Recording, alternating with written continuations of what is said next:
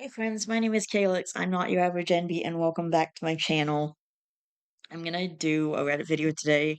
Hopefully, I'd like for this to be at least 2 hours long and possibly even longer. Anyway, I got some stuff and we're starting from my saved post today, and I've got some best of Reddit updates for you guys. I told my wife, 26 female, that our baby is mine and that I, a 25 female, did not consider her the other parent, but I don't know if that was a good call. And this is ongoing. And this person is not OOP, obviously, they never are. Okay. Originally posted r/slash relationship advice, trigger warnings, neglect, mental health struggles, and struggles with pregnancy. Okay. Original post April 4th, 2026. Hi, this is my first post here. I'm here to talk about an issue I do not know how to navigate.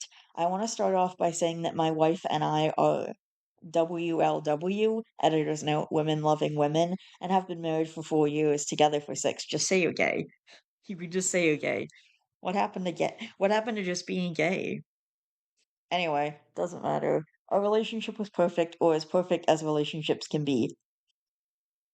We are fine financially, which in this economy feels like a blessing. Have a decent house and have work schedules that align with each other's. And yes, we are incredibly affectionate towards each other. So, around 6 months ago, we went through IVF, and I'm currently carrying our daughter. But around the same time, my wife got a promotion at the company we both worked for, and it consumed her life. I'm not being dramatic. I understand the stress of a new position, and I did my best at home to make sure she would come home to a nice house, home cooked dinners and lunches to take to work, but nothing has seemed good enough. I noticed around a month into her new position, she was coming home later and later, often staying well past dinner time, so I would work my schedule around her in that regard so that she would always have a meal to come home to. But it felt like she stopped seeing me. Her entire life has been consumed by her work, and I'm worried. I know this behavior isn't healthy. It's been 6 months since she received her new position, and things have gotten so bad that I feel like a shadow in my own home. To make matters worse, I've been struggling with the pregnancy, yet she doesn't seem to care. I try to talk to her, ask her about her day, and I'm met with dry answers, or some nights she's home well into the evening when I'm already asleep. So we don't talk at all. I feel discarded. It's weird to miss someone with whom you still share a bed with. Now to the issue at hand. Yesterday, when she came home from work at 11 p.m., yes, 11 p.m., she caught me upstairs crying because one, I'm pregnant, and two, it feels like my wife hates me. She just stared at me blankly, then asked why I was crying, and I lost it. I spilled everything. I told her how her negligence was making me feel. I didn't yell, just cried while she stood awkwardly in the doorway. She responded by saying I was being ungrateful because she was providing for our family and our daughter, and in the heat of the moment, I told her that the baby was my daughter, not hers, as she had never been involved in the entire pregnancy. She never went to any appointments past the IVF ones, skipped our small gender reveal, and hasn't even tried being there for me while I'm slowly getting sicker by the day. So this reaction felt justified. I was not trying to be ungrateful. I just feel so unloved, unattractive, and feel like I'm not doing enough to win her attention. I am grateful that she works so hard. I just miss her so much. I don't even think we've kissed in weeks. She left the room without another word, and I can't help but feel like I messed everything up. All I wanted was my wife to come home, not this hollow workaholic she has turned into. She left for work early this morning, hasn't called or texted, and to be honest, I'm scared that anything I say will make things worse. I don't want to divorce her, but I can't imagine raising a child with this woman anymore. I know posting here probably isn't a good call. I'm just so tired, and my therapist has no openings for another week. I'm not angry. I'm worried that she is falling down a path that I cannot help her with. Please give any advice you can. I want to be seen again. For a bit more context, I don't think she's cheating. I did make the horrible mistake of looking through her phone and nothing is incriminating. Yes, I've tried talking to her many times. I've texted paragraphs after paragraphs, and she has said she is sorry and does try a bit more for a few days, but then falls back into her schedule. Quickly adding something as I realized I forgot to add a tiny bit of context. The child has no genetic ties to me. I am carrying her egg. We decided this was the most viable option for us, as then we are both included in the process. By me saying you are not this child's parent, I did not mean it because of genetic ties. I meant it is because she has not shown up for us. And yes, I regret saying it. Relevant comments. Commenter 1. Is it possible that her decision to take a promotion and throw herself into her work is her reaction to the stress and fear of becoming a parent? I know you say you are comfortable financially, but a child brings a whole new level of financial and general stress. She may be feeling a bit panicked, and this is how she is responding. I'm not saying how she is acting is good or bad, just saying she may also be struggling and coping in a way that makes sense to her. Regardless, it sounds like you guys need to find a way to communicate with each other and come to a shared understanding and a path forward. OP says, I guess I never really thought of this. I know she is struggling, but I didn't consider that maybe she was withdrawing from the stress of parenthood. Commenter 2, you've been holding this in for way too long, so let's face it, a blow up was bound to happen. You have more than a right to be feeling the way you are and needing more, especially being pregnant. But that was a cross line to say it's your baby, not hers. Like, you will owe her a big ass apology for that, in my opinion. I can't imagine how devastated I'd be in that situation. You need to start sitting her down and telling her how you feel instead of blowing up on her, regularly asking for compromise, and if you really can't imagine being with her anymore, then that's okay too. But I'd wait until getting back in with your therapist. Being pregnant and alone is hard. I was in a long distance relationship for the first half of mine, so I get it. But the hormones do add a lot to it and escalate everything. Just don't end things until you know for sure that's what you want. OP says, I appreciate this comment. I know I crossed a line. I didn't mean it maliciously. I said it because she has shown not to care about our child. As I mentioned, she's never been to a single appointment. I know it's silly, but I wanted her to bond with our child while she was in my womb. I'm going to apologize when she gets home. Thank you. Commenter 3, that's about the most malicious thing you could have said. I'm sure you regret it, but can you honestly say you didn't mean it maliciously? You knew it would wound her deeply. OP says, I truly didn't. I was upset so much so, and she called me ungrateful for wanting attention. She is the other parent to this child. In reality, I would never take that from her. I just wish she put her wife and daughter over her work at least once. The clinic is not even 10 minutes from her work, and she has missed every milestone appointment. Commenter 4 said, maybe she's jealous or resentful that you're the one carrying the baby. OP says, I don't think that's it. She made it really clear she does not want to be pregnant and that it's a fear of hers. And then, was OP's wife having second thoughts about being a parent and if finances are an issue to be concerned about? OP says it was actually her idea and not a spur of the moment thing either. We discussed this for over 18 months and she always seemed so excited. I really hate to think that she would be having second thoughts the second we actually conceived. She's always wanted a family. We shared that dream together. As for financials, we are more than well off. Which is something I am incredibly grateful for. Her working situation is coming solely because of her drive. I do not believe it is finance related. She's on her way home though, so I guess we'll find out. What is OP's wife's job? I can't say exactly, but it's a high corporate position in a rather large company. I work in marketing at the same company. Commenter 5 says, did you do reciprocal IVF with your baby genetically being your wife's egg, or donor sperm with your egg? Could affect custody issues. Also, if you plan to divorce before or after the baby is born. If you used your own egg and divorced before the baby is born, that would be the strongest case for full custody. And then OP says, thank you for asking. I just added this to my post. Yes, we did reciprocal IVF. I do not plan for a divorce unless she asks for that. Then I will respect her wishes. I know I am in the wrong here. Commodore 6 says, how much were you both communicating throughout your entire pregnancy? It seems like you've been hurting a lot and your wife missed a lot of milestones that felt important to you. Did your wife feel the same way? Did you ask her to come and she was dismissive? How are you financially? People keep asking about finances. If they're not great, could it be that she's trying to work as much as possible before the baby comes and you are both launched into full-time parenthood? Obviously, coming home at 11 shouldn't be the norm in any job, even with a promotion. Your wife may need to set boundaries for better work life balance and not be neglectful to a pregnant partner. However, you guys should be communicating about how things are going every day. If something is hurtful, you should bring it up as soon as possible and deal with it as a unit together, you both versus the problem. Have open conversations about expectations and priorities in the coming months and after the baby comes. If your wife has to work long hours, are there other friends or family members who can provide support? Okay. At the end of the day, it was a horrible statement and said only to hurt your partner. It doesn't solve anything.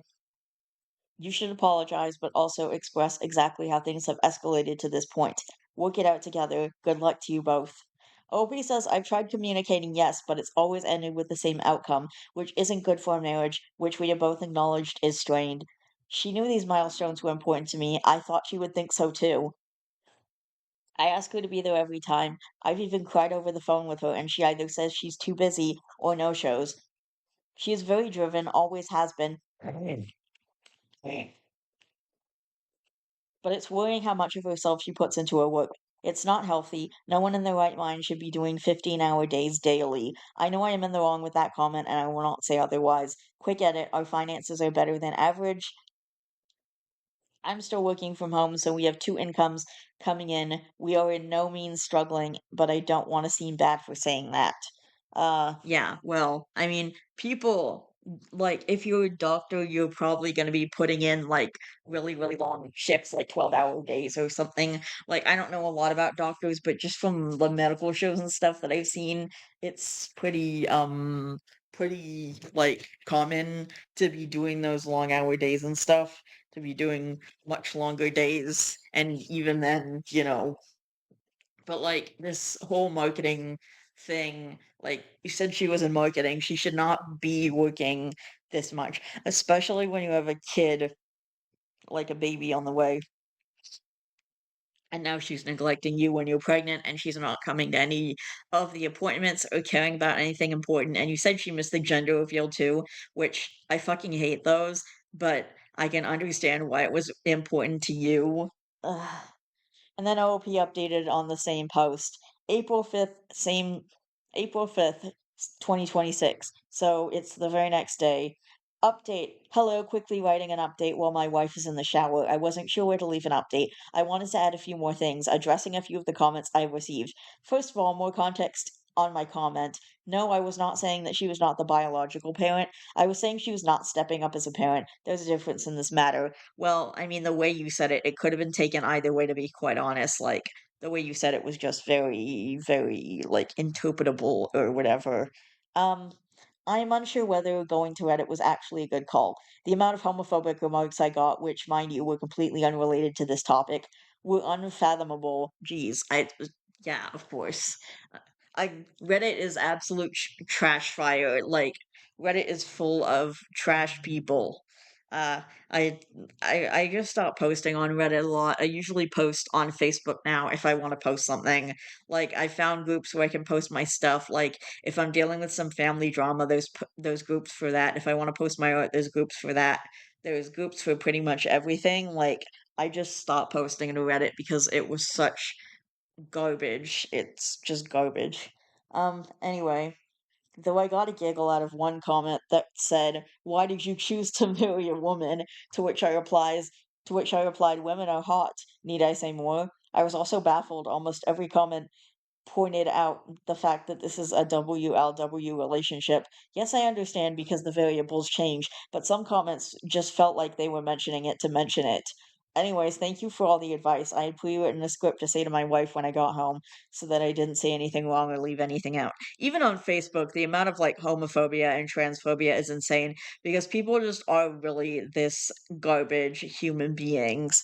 And somehow we're in the wrong for just living our lives and being who we are, but they're not in the wrong for sending hate our way and giving us literal death threats for simply existing on this earth. How dare we be ourselves and be happy? Um, I'd pre-written a, I had pre-written a script to say to my wife when I got home so that I didn't say anything wrong or leave anything out.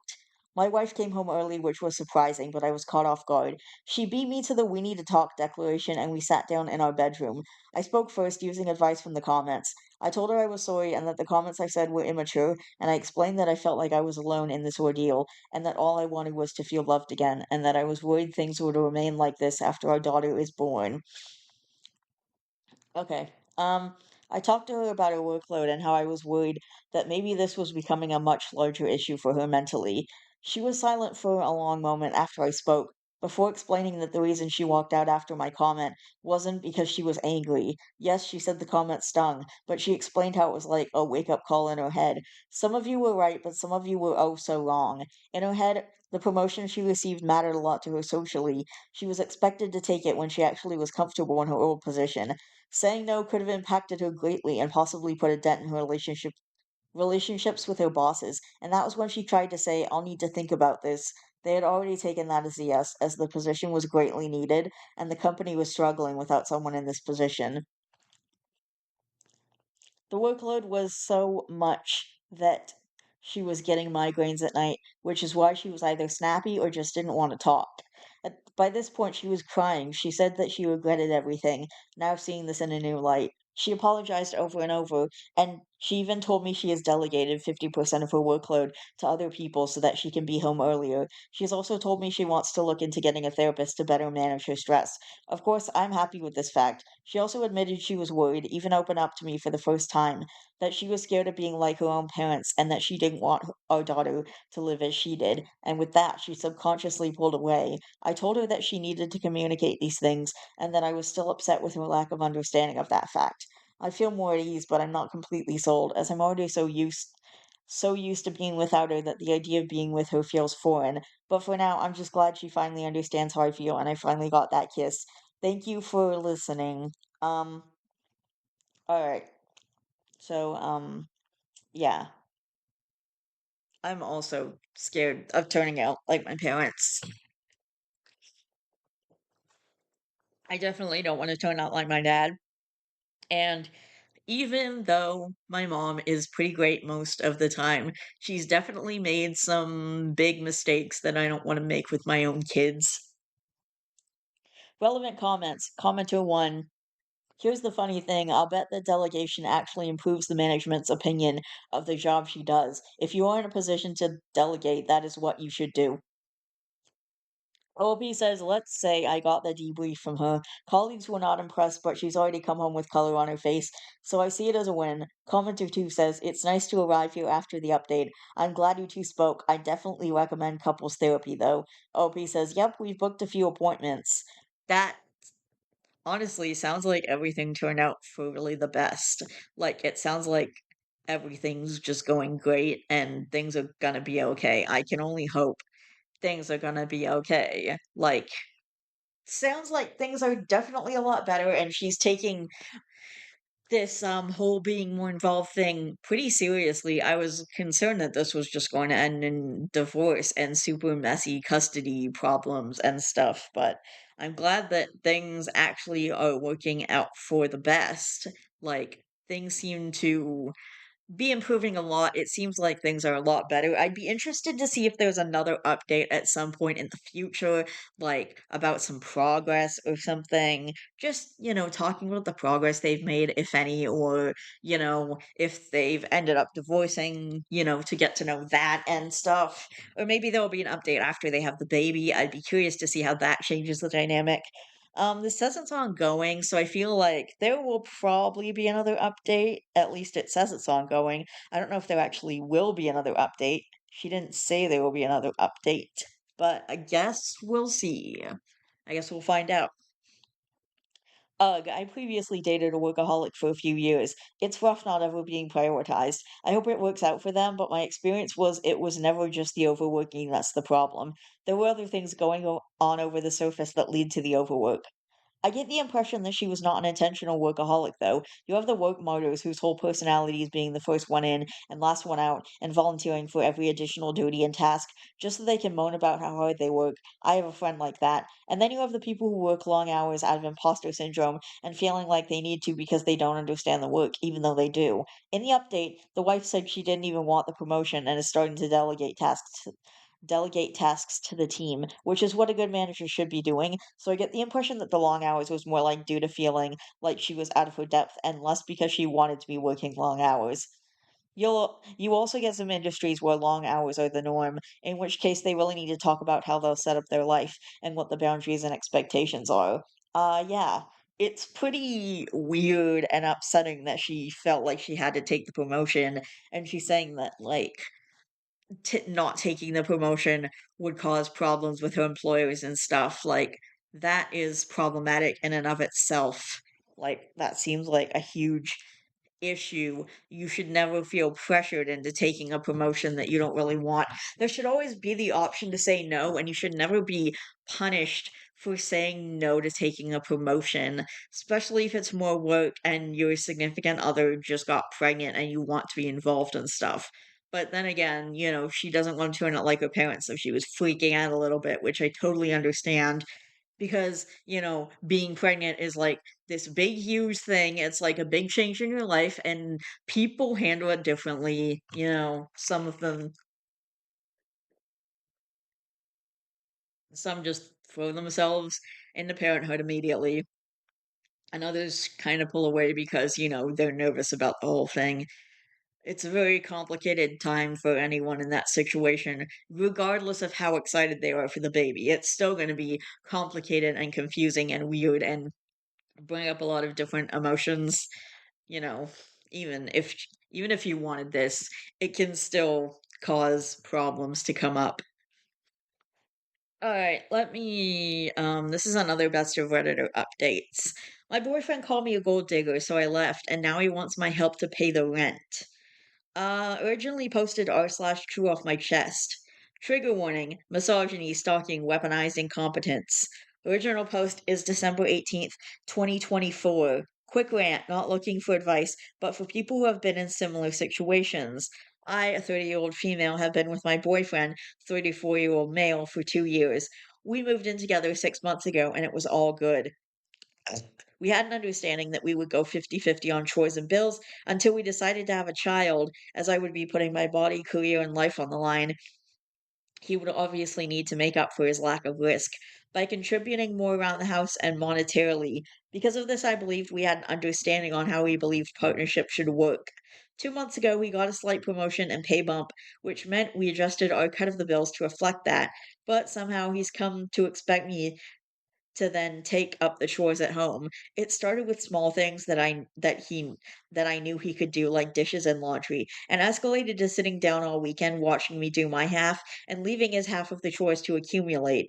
He blamed it on the stress and added workload, but we're both corporate and work at our desks regardless. I would be more understanding if his job were more physically demanding. It got to a breaking point where I noticed mold in the pots that he was meant to clean. Ew, gross. Ugh, mold. If either of us cooks, it's the other's responsibility to clean. He just kept the lid on it so that I wouldn't notice. I needed to take a day off work to catch up with all the cleaning he neglected. The last straw was when he came home without groceries, despite it being his week to go shopping. Usually, when either of us is too tired to do groceries, we let the other know in advance so we can at least order food, which makes sense.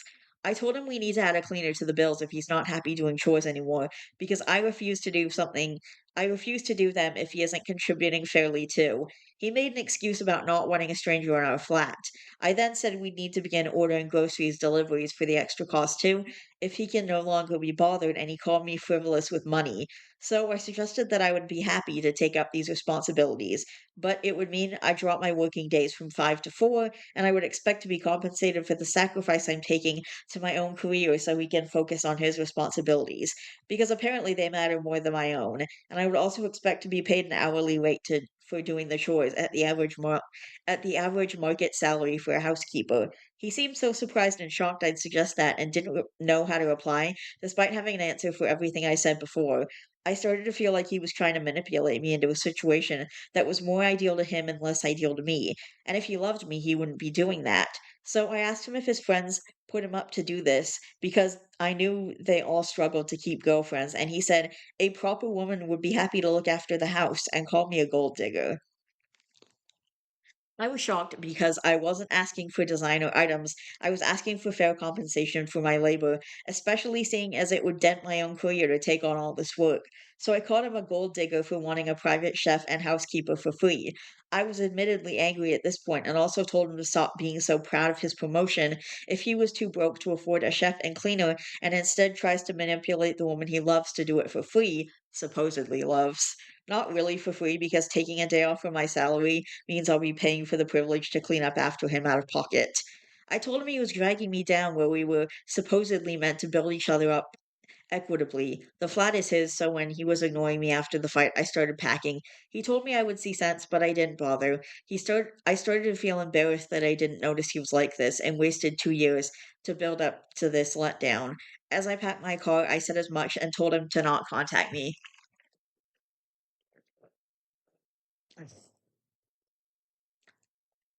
I blocked him everywhere, and he's now sending our mutual friends messages and voice notes to forward to me. My friends have been mostly on my side, seeing him as a bit pitiful, and I can see that.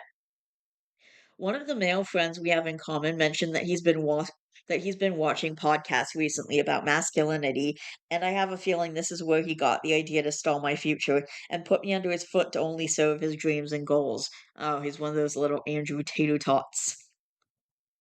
I feel angry the more I think about it. He loved those podcast men's ideas more than he loved me, and now he expects me to feel sorry that he can't afford the rent without my contribution. But I believe he still thinks I'm the gold digger for not accepting an unfair division of effort and labor. If this has happened to any other woman, how did you address it? I'm annoyed I let it trickle and accumulate for 2 months before addressing. Moving forward, I won't enter a relationship without having this outlined at the dating stage. I'm in my 30s now and don't want to deal with men expecting free women labor because society makes them believe it's worthless in comparison to what they do. P.S. Sorry for my wonky English. I'm from a European country and this isn't the UK, or that isn't the UK. Relevant comments.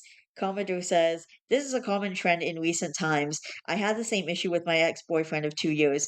Told me my responsibilities as a woman was cooking, housework, childcare, and paying half of the bills. His responsibilities were paying the other half of the bills, being in charge, a bunch of question marks, and making all financial decisions. I earn a lot more than him. Turns out that at the age of 32, he became a massive Tate stan. Like you, I didn't know he had been consuming the content obsessively.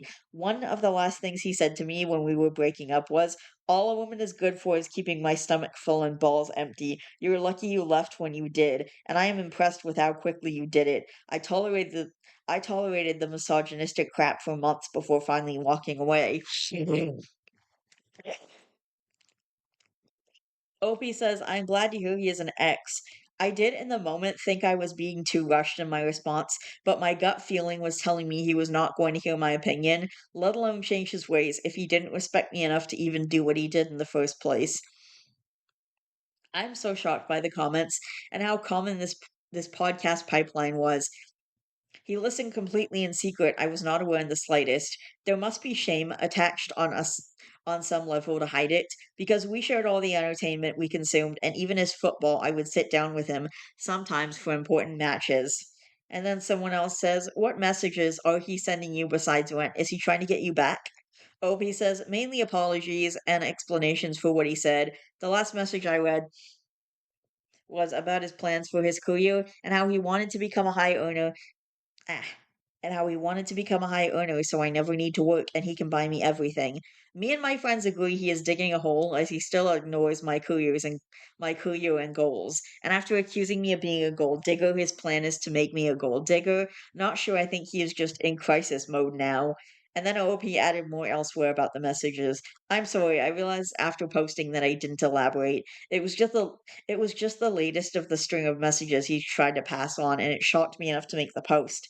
It was on my mind when I typed the title before I went on rant mode, haha. He basically just mentioned that because I left without giving him time to adjust his budgets, I should pay the next month of rent.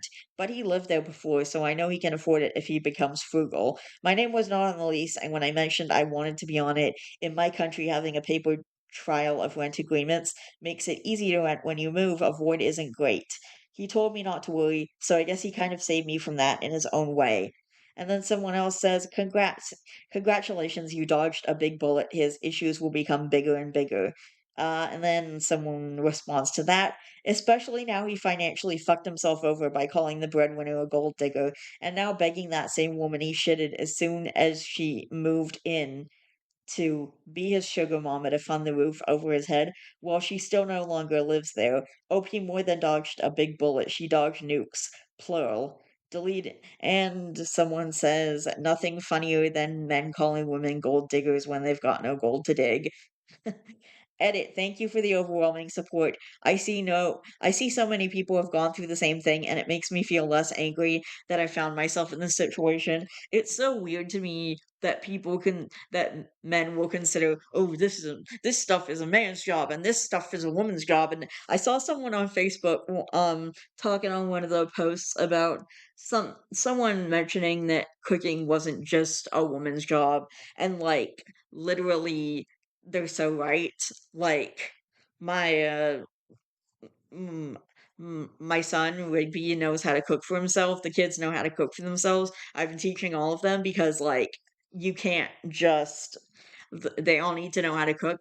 And I don't even know if Rigby's gonna have a girlfriend when, he grows up in a few years and moves out and stuff. Like, I don't know what his plan is. I don't know if it's college or something else, but anyway, like cooking isn't just a woman's job. And like, what if a guy like moves out and what if a guy just moves out by himself and doesn't have a wife or a girlfriend? What does he expect? Does he just order fast food in that case? Like, no. Men have to learn to cook for themselves. It's just a fact of life. Like, these are basic life skills that everyone should know. And it's so stupid for people to say, oh, only men should do this and women should do this. And anyway, on the post, the guy was saying about how like taking out trash and other various things are a men's job. And I was like, I don't have a man and I take out my own trash and I do this and I do that and et cetera, et cetera. Things that he said was a man's job and like men should do it because women don't know how or something. And I was like, I know how to do all that shit. I know how to do all of it. Like, I don't just sit with giant surrounding piles of trash because, I know how to do that. Like, I know how to take it out. I know how to do. I don't remember everything he said, but there was a few things he said that were literally just basic life skills that everyone should know that I don't know how to do. I think he said something about dishes or something, and I was like, I know how to do my own dishes. I'm not stupid. Like, I mean, here living with my mom, I have a dishwasher, but I had to use the sink in my old place because I did not have a dishwasher and I didn't have any way to install a dishwasher. And also, my landlord hated me, so he wouldn't have let me install a dishwasher. Okay, anyway, I wanted to explain a few points that came up a lot. One, he created an Excel spreadsheet that calculated based on income how we can fairly contribute. Oh my gosh. When his pay increased, he paid more monthly, like £80. He also had £400 extra monthly disposable income. I'm not sure if that's pounds. I don't know what the symbol is supposed to mean. I'm assuming it's pounds. I'm just going to say pounds. If this is what soured him, I suppose he should have mentioned it because it was his system, not mine. Two, we did not keep a tally. We had a favorite chores. He likes to vacuum. I like to put dishes away. I don't like doing any chores. Honestly, one of my least favorite chores is cleaning out Yahtzee's tank, but luckily I don't have to do that very often because he doesn't make a big mess, right, buddy? Anyway, um, sometimes he is sick or does overtime or isn't in the mood. I would happily do it. Same with him for me. I only started to tally when a pattern emerged. It would be stupid to not take notice when he is consistently leaving things to me silently as if expecting me to silently sort it out. The mold is disgusting. The groceries were just the straw that broke the camel's back. I exhausted after only 2 months of picking up the slack mentally and physically. Couldn't imagine doing it without serious reconsiderations to our dynamic. Yeah, I get that. For example, whenever either of us, me or my mom, wants to do something, like usually I'm the one who has to bring it up. Even if it was something my mom was really excited about, or if it was something that my mom was like, hey, we should do this thing, or this is important for your health, let's make sure we do it, but I have to somehow be the one to bring it up every single time. And sometimes I have to remind her like a lot of times before she actually does it. And she says supposedly she has this list, but nothing ever gets done. And it kind of gets to the point where I'm like, I'm tired of bringing it up all the time. Oh, for example, every year we go to Swiss Chalet for like the Christmas for their little we stopped doing turkey on Christmas and Thanksgiving. Like, we started going to Swiss Chalet because we prefer that, and I actually prefer chicken to turkey. So we started going to Swiss Chalet, like, I think we've done it for the last since COVID stopped being a problem. So maybe, like, 4 well, like 22, 23, 24, 25. Yeah, like 4 years. So anyway, and the last 3 years up until 2024, we always forgot. She would just she said, We get these scratch tickets and you always win something, so we always get free appetizers with the purchase of an entree." And then we're always like, "Oh my God, we have to make sure we go." And the things expire like March 1st. And we're always like, "We should go, we gotta make sure we go." And then we never go, and it's been happening for 3 years. So this year, I, like, got super on her case about it, and I was like, "Hey, remember we have those scratch thingies from the Swiss Chalet. We gotta get that food. We can't forget to get our food." So I mentioned it to her probably, like, 10 times before we actually got it done, and we were actually both sick at the time, so we couldn't leave the house, so we actually got the food delivered, but it was ridiculous. And I'm like, I'm not gonna remind you about this next year. And it's not just that, it's like just a million little things that I have to remind her about consistently, including my blood work, which I'm supposed to get done every 3 months. And obviously, I don't know how to handle that myself, so I need her to take care of it. But she has been consistently forgetting for a long time. I got diagnosed with prediabetes over 2 years ago, and she has not got like last time I did my blood work, I believe was in January, so it's actually coming up again, and I'm going to have to remind her about it again because she has not booked anything as far as I know. She hasn't said anything to me, even though the last time we talked about it, I made it very, very clear this is super important for my health. We have to make sure we do this, etc., etc. And she just did not get it done. So, like, I understand the mental load that comes with doing all that shit. And obviously, I try and do as much as I can around here. Like, I'm able to do some stuff. I'm able to do as much as I can, so I try and do what I can, and my mom is luckily super understanding of my mental health issues and stuff. Like, I'm definitely a lot better than I was. I still struggle daily with all kinds of mental health stuff. That's why you guys don't see videos from me, like, very often. Sometimes, like, I'll be struggling with mental health, so I just won't feel like making videos, or I won't feel like doing anything, so I'll just, like, not do a video because I don't feel like doing a video that day, and that's why my schedule is so weird.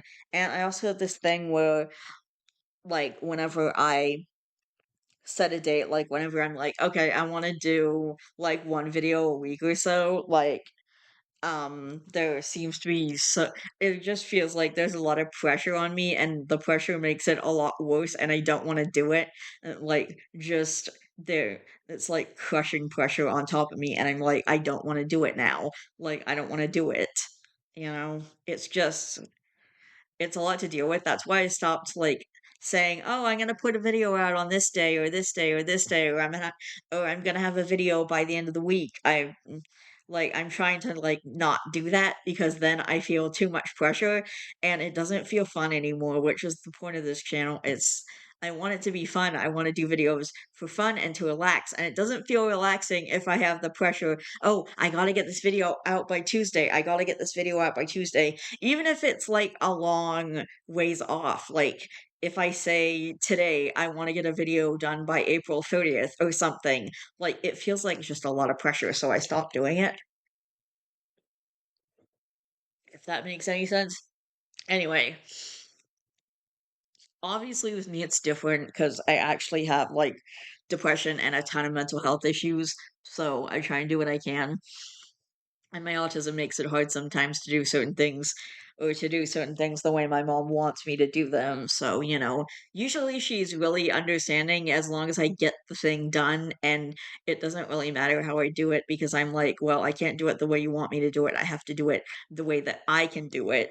So then I go and do it my way, and she doesn't really care as long as I get it done. Like, she's usually pretty cool about that. Anyway, 3, we discussed children because we both agreed we wanted the relationship to be heading in that direction, not because we were ready right now. I would not have spent 2 years with the man if our future ideas didn't align. It's okay if someone changes their mind later, but communication is important. Yeah. And four, he listened to those podcasts in secret. I had no idea, and we usually share the entertainment we consume together like silly videos and films. I get that a lot when I want to like share a certain TV show with my mom. Like we're on the last season of The Good Doctor right now, but I only started because I wanted to watch it with my mom. And like we've seen shows like we saw Atypical in the past, An Extraordinary Attorney Woo, and we really love shows with like autistic protagonists. And I also feel like it's been really helpful for my mom because it's real hard to explain autism to someone who doesn't have autism. It's hard to explain like how your neurodivergence works and stuff and it's really hard to explain certain things and I can't explain certain things. I just have to say I need this to be this way because of my autism and usually she gets where I'm going with it, but you just can't explain it to someone who doesn't actively get it and like it's really been good, I think. It's been fun, but it's also been good because she understands some of what I go through on a daily basis. Like in the very first episode, they actually did this thing where they specifically made like the noises louder and more annoying. And they made it that way because that's how the world sounds to Sean. Like noises are a lot worse for autistic people. I don't get that as much. Like I don't mind certain noises and I don't, for the most part, I don't mind loud stuff. I mean, I've been to concerts, the ones that literally will blow your eardrums out. I've been to concerts and like I never really had a problem with loud noises. I have a problem with certain noises, like the card shuffling my mom got me for Christmas. I just plug my ears whenever she does the card shuffling because, it just makes it a lot easier for both of us and especially me. I struggle with shuffling cards and especially this particular deck. But I guess my point is I love sharing media with my mom and like when I see a show that I really like or when I see a show that I think looks really good, I'm like I want to share this with my mom. Like I am almost finished watching The Middle. I'm on season 9 now. I started watching it a couple months ago when it got onto Netflix. Like I think it came on like late February and I was actually looking for a place to watch it for I think like a year or two ago, and I couldn't find it, so I just was like, okay, well, I'll try and figure it out later." And then later never came, and then recently it just came on the Netflix, so I ended up just watching it, like just sitting there and watching a bunch of episodes in a row. And I'm now on season 9, and I fucking love the show. I absolutely love it. But, like, I'm thinking but all I can think right now is, yeah, I wanna finish this show, and then I wanna immediately share it with my mom, because it's something that's important to me, and I love sharing, like, our media together. Or, when I see a movie and it's, like, really good, and I see pretty much every movie I want to. I'm able to see pretty much every movie I want to in the theaters right now because of my passport that I've had since 2018. I got it in November 2018, and yeah, so because of the passport program, I'm able to see basically every movie. That's the majority of what I use it for. Like, I use it to go see movies in theaters. I also use it to pay my internet and phone bill so that I don't have to pay that stuff. But I mostly use it when I'm leaving the house to go see movies in theaters. Like, I'll pay for my Ubers and I'll pay for my movie tickets using, the program. And so I can basically see any movie I want in theaters at any time. So I've been going twice a week since I moved back in with my mom because the way our dynamic is right now, I feel like that's just better. So yeah, I go see 2 movies a week right now and it's always been fine. Like I've been doing that for the past 2 years and it's been fine. It's always been fine. Like I have the passport to be able to do that and I also use part of my passport this year for actually this computer.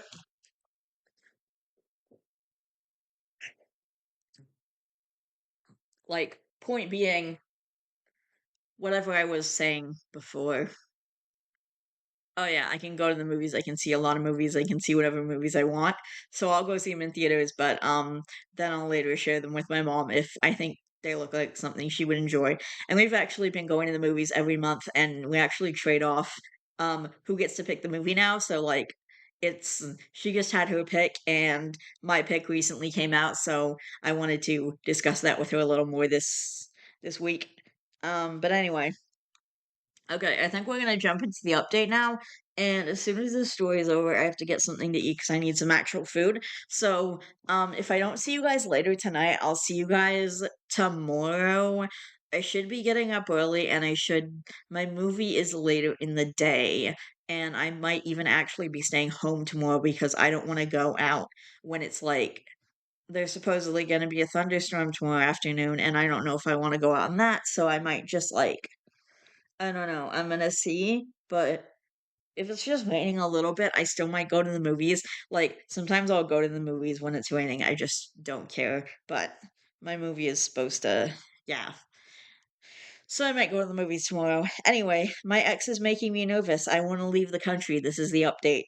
Okay, 6 months later. Oh my God, June 16th, 2025.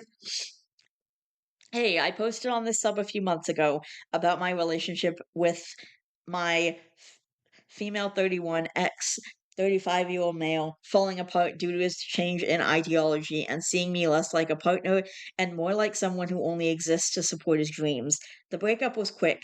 I walked out after a major fight with most of my items, and my father went back to collect the rest while I was on FaceTime.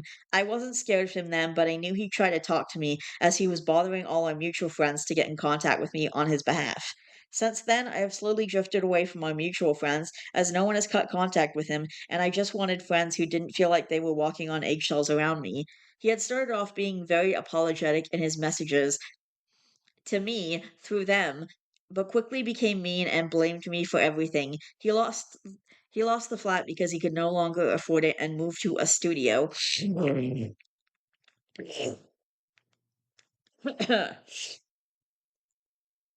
While he was heartbroken, his sister would look after him and clean sometimes, but even she got tired of it. He told everyone he was depressed because of me, so they all tiptoed around him. But once I started to drift off and hang out more with my hometown friends and reconnect, I heard less and less. About a month ago, I got asked on a date and said yes. The man, who was 33, let's say his name is Martin, is completely new to this area and knew barely anyone. So we spent a lot of time together in the first week, just me showing him around and being more like friends before seriously dating. That's nice. Somehow my ex found out. I'm still not sure how, but I think a mutual friend saw me and reported back. He turned up at my father's house. He doesn't know where I currently live, asking to talk to me. I called a mutual friend to alert them of his weird behavior. It seemed to work because he didn't try anything for a few while, I assume they said a few weeks. But then one called me to tell me that they found my ex has lost his job because for the past few weeks he's been driving around my town all day instead of working in the hopes to spot me. This has scared me as if I didn't think he was capable of that. But if you read my last post, you know I don't seem to be able to predict these things very well. Martin is a large, tall man, so I go out with him almost everywhere, since we like spending time together anyways. And I also have my friends and my father, so I don't feel like I'm in imminent danger. But this behavior sounds like the kind of behavior from an entitled and delusional man. And we all know how far their delusions of entitlement can take them. For him to lose the job he wanted me to prioritize over mine, an entire start of our argument last time, doesn't sit right with me. At this point, the police here can't do anything as he hasn't acted, and I can't prove that he has stalked me electronically. So the only way for me to find out more or resolve this is by unblocking him. I am grateful I blocked him so thoroughly because it allowed me to have a clean break. But obviously, in his red pill mind, that's not normal. Will closure help him? Martin has suggested that he'd even pretend to be a fully dedicated boyfriend to help discourage my ex from any ideas of reconciliation. Honestly, since our breakup, I've been considering moving to Portugal, but very whimsically. Now this situation has made me think about it seriously. I write because last time your comments gave me comfort and lots of insight and confidence. This is a repost sub. I am not the OP, blah, blah, blah. Okay. If a mutual friend was reporting on my status to an ex, they would not be a mutual friend anymore. Yeah, that's not what a friend does. A, a mutual friend doesn't report, a friend doesn't report on you to your creepy ex.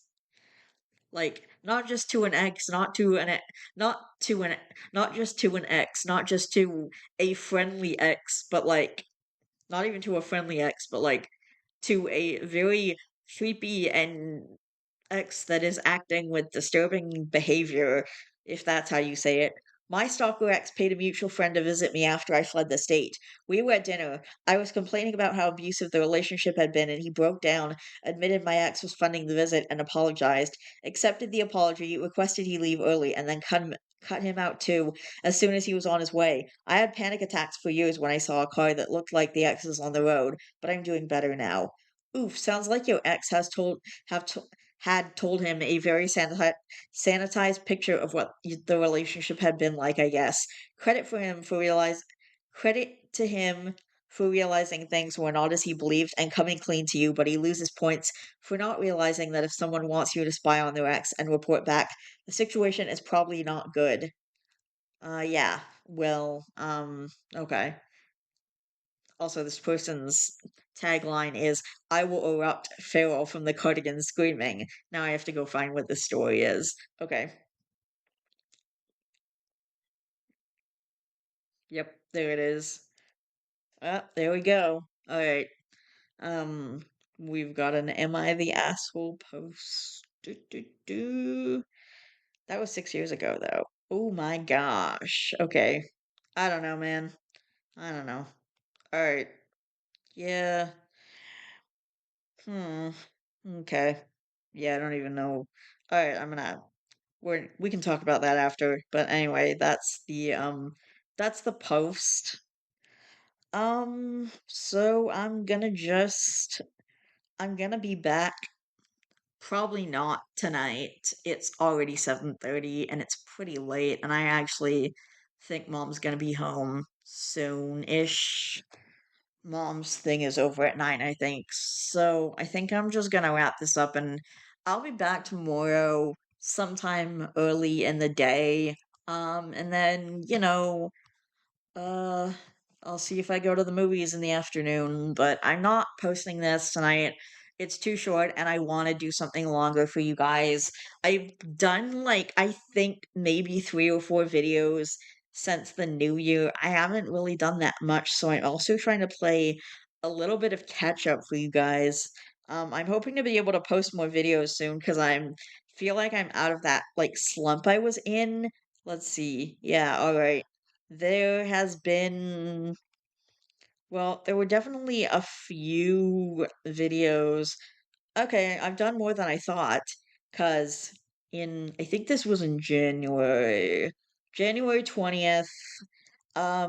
Okay, so on January, I did my hopes and ideas for 2026, which most of them haven't been done. And then also a Guardian Angel, like 3 chapters of that. And then I uploaded a few older videos of In the Heart of Darkness. Those were already recorded, so I don't really count those, but yeah, I've done a bunch of new videos, but over the last 2 months, I've only done like 3 videos where I'd usually try and do at least 1 video a week, which I still want to do. I feel like I'm kind of out of a slump that I was just in. Like, I'm feeling a lot better than I was.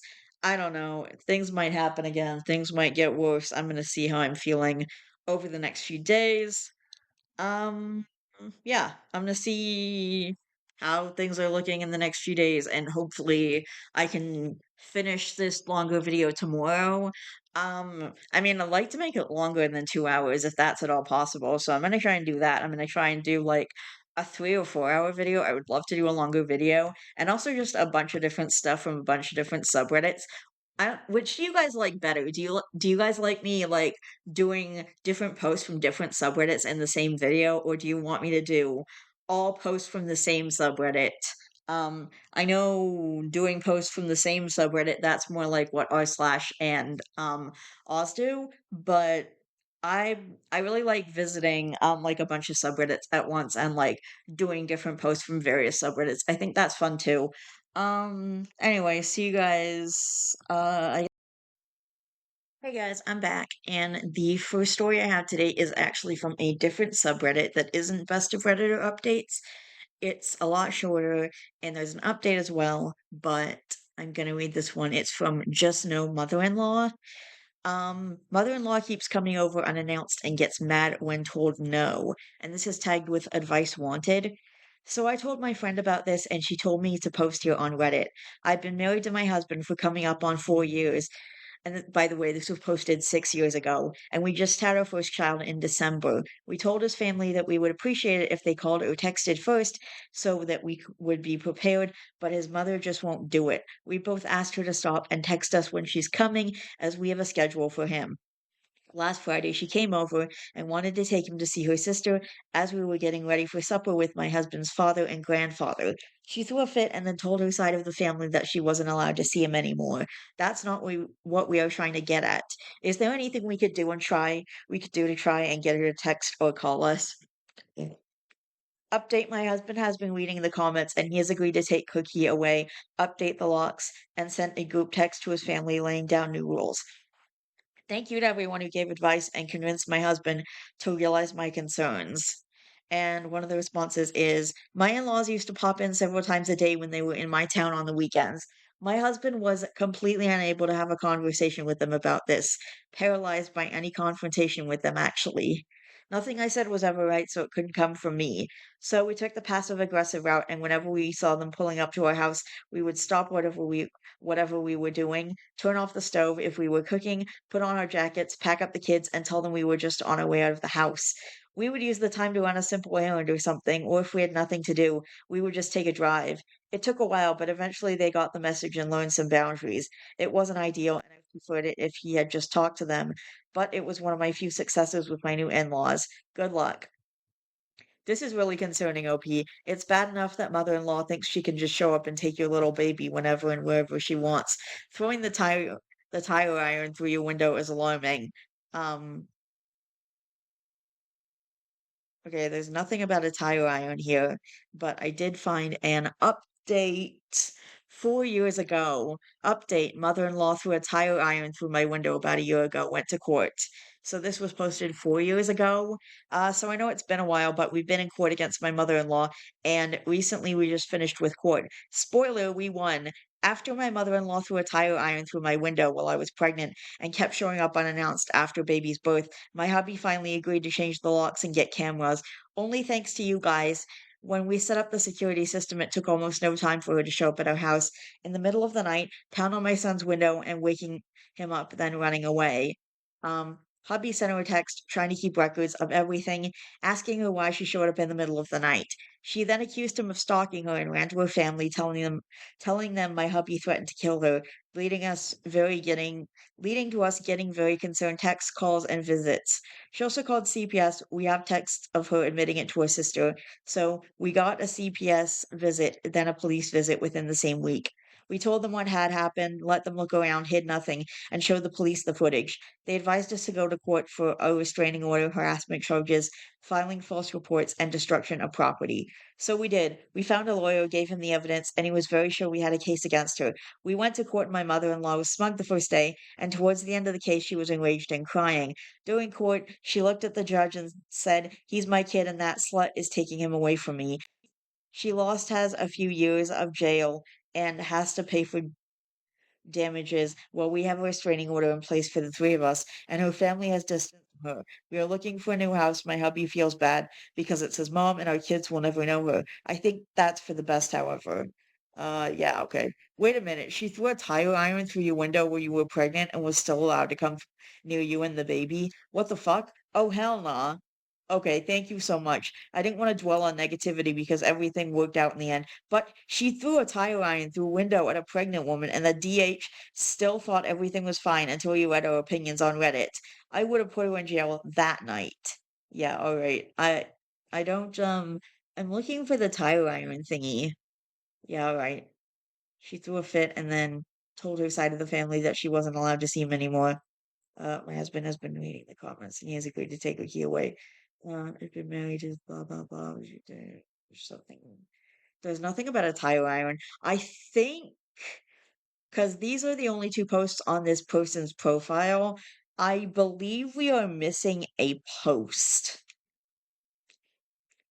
Yeah, it feels like we are missing a post. Um, like I'm literally just looking. Yeah, I can't find anything. Like it's there's I think The only thing I can think is that we're, like, missing a post because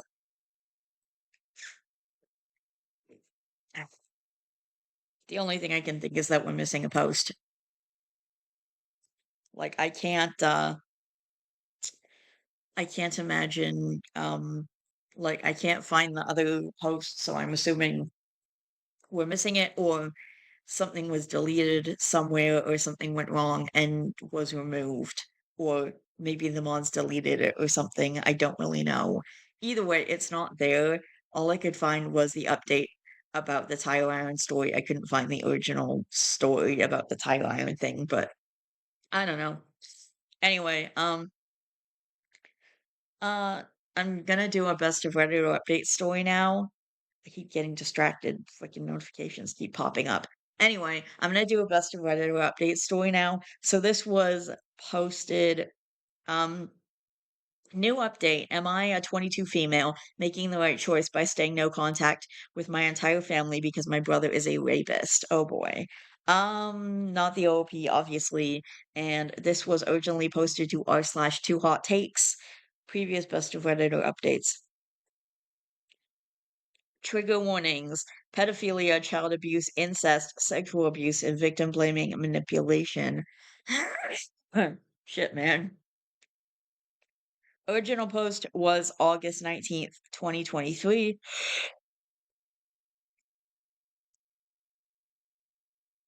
Mm, mm, okay. So, anyway. Too long didn't read. I fled across the country because my decade-older brother raped me for years, and my parents did not support me or keep him away from me when they found out. Long story short, I, a 22 female, fled across the country from my family last December, about a week before Christmas. I left because my brother, who is 32 years old, is a rapist, and I was his victim from the ages of 12 to 16. I have other I have other posts going more in depth, but my parents, 60 female and 66 male, are are are hardcore African Pentecostal Christians. This means they believe in praying in tongues, being filled with the Holy Spirit, collapsing on the floor, and seeing visions. My parents are both pastors and own their own church. I was 17 when it all came out about what my brother has done to me. My parents' reaction was to bury everything, force me to forgive my brother, and keep the church's reputation intact. My dad said he never understood family secrets until then, and both my parents said I should never tell anyone about what had happened to me. They let my brother move back into the basement and continue living with us for years. During and after all of that, I felt like I was dying inside. Living in that house felt like hell on earth, and I was struggling mentally. I went from graduating high school with a 4.1 GPA to dropping out of college with a 2.3 GPA. I stopped attending all of my classes and responding to people, and it was getting really dark for me. So, in December, my boyfriend, at 21, and I decided that I had nothing to lose by packing a suitcase, taking my important documents, and flying across the country to live with his family.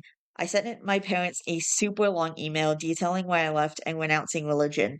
I blocked their numbers and emails, and I haven't spoken to anyone in my family for the last 8 months. Recently, I've gotten emails from my mom that I noticed while checking my spam folder, and my boyfriend has gotten voicemails from my dad. He has like four different numbers, and we forgot to block all of them. The emails have been making me feel extremely guilty for just up and leaving my parents. My mom tells me in all of the emails about how she cries herself to sleep every night because I was her only daughter and she prays I'll come home. And despite everything, she's still the woman who sacrificed a lot to raise me for 21 years. And it hurts me to know I'm actively hurting her like this. Most people with immigrant parents know how hard it is to form an open and trusting relationship with them. And even if they didn't support me mentally and emotionally, they supported me financially for 21 years, and I feel extremely selfish about never speaking to them again. It still hurts a lot 8 months later, and I'm starting to wonder if I really did make the right choice. Edit. Firstly, I'd like to thank everyone for the overwhelming support. I did not think this many people would read my post or care enough to leave a comment. So thank you all so much. Secondly, I see a lot of people telling me I need to go to the police and open up a case against my brother. I did do that when I was 17. My parents begged me to stop talking to the detectives. They told me that the police were never on my side, and they were looking for reasons to put me away as well. They said my dad's reputation would be ruined and they wouldn't have a church anymore. So I refused to talk to the detectives anymore because I didn't want to destroy my family's livelihood. I have another brother who is severely disabled, and I was really worried about how they would afford to take care of him without the church. And a few weeks later, when my brother got the call that the case was dropped, he came in the church singing and yelling his testimony that the devil sent demons to try to put my brother away, but God defeated them and he's free. He intentionally kept it pretty vague in front of the congregation.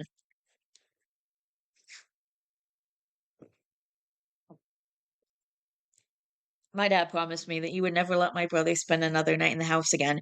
A year later, they moved him back into the basement, and that's when I started spiraling. So now that I'm across the country, finding the detective to reopen the case might be difficult.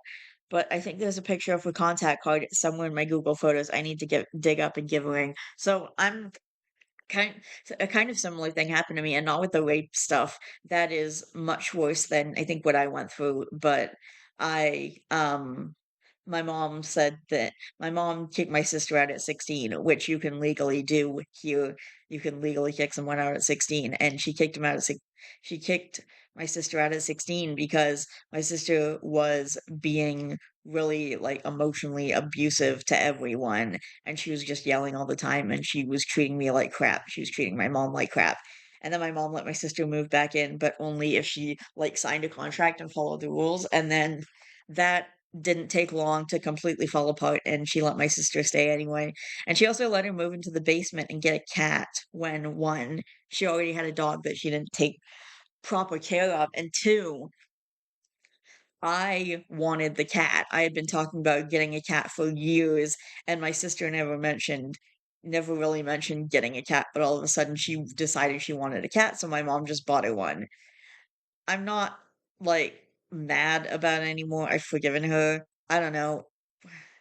I mean, I have forgiven her. When I think about it, it's just, I don't know. It's complicated.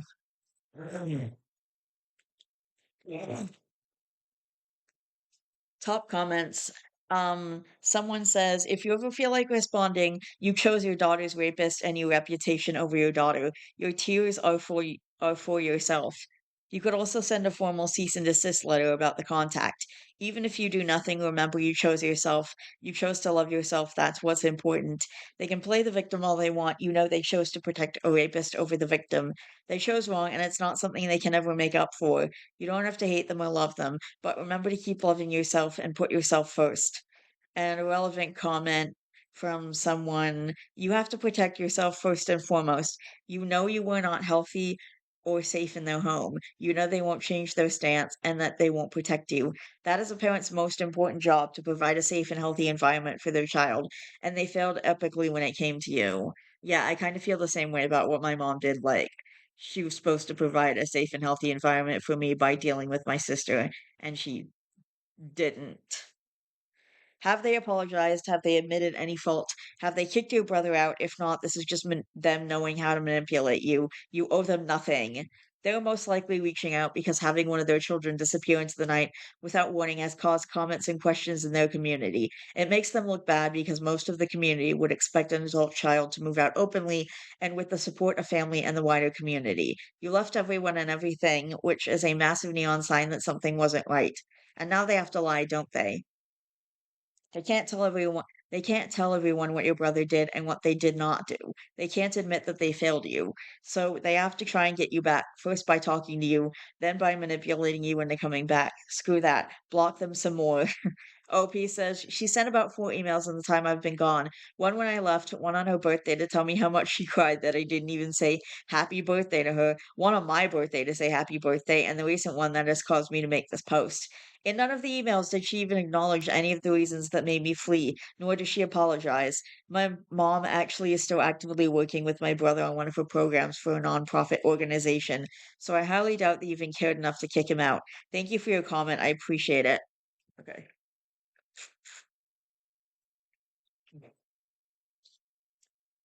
A relevant comment made on a separate related post. Not the asshole. They supported your brother and hid behind false religion. Leviticus 18:7 to 18 talks about how incest of any kind is not allowed.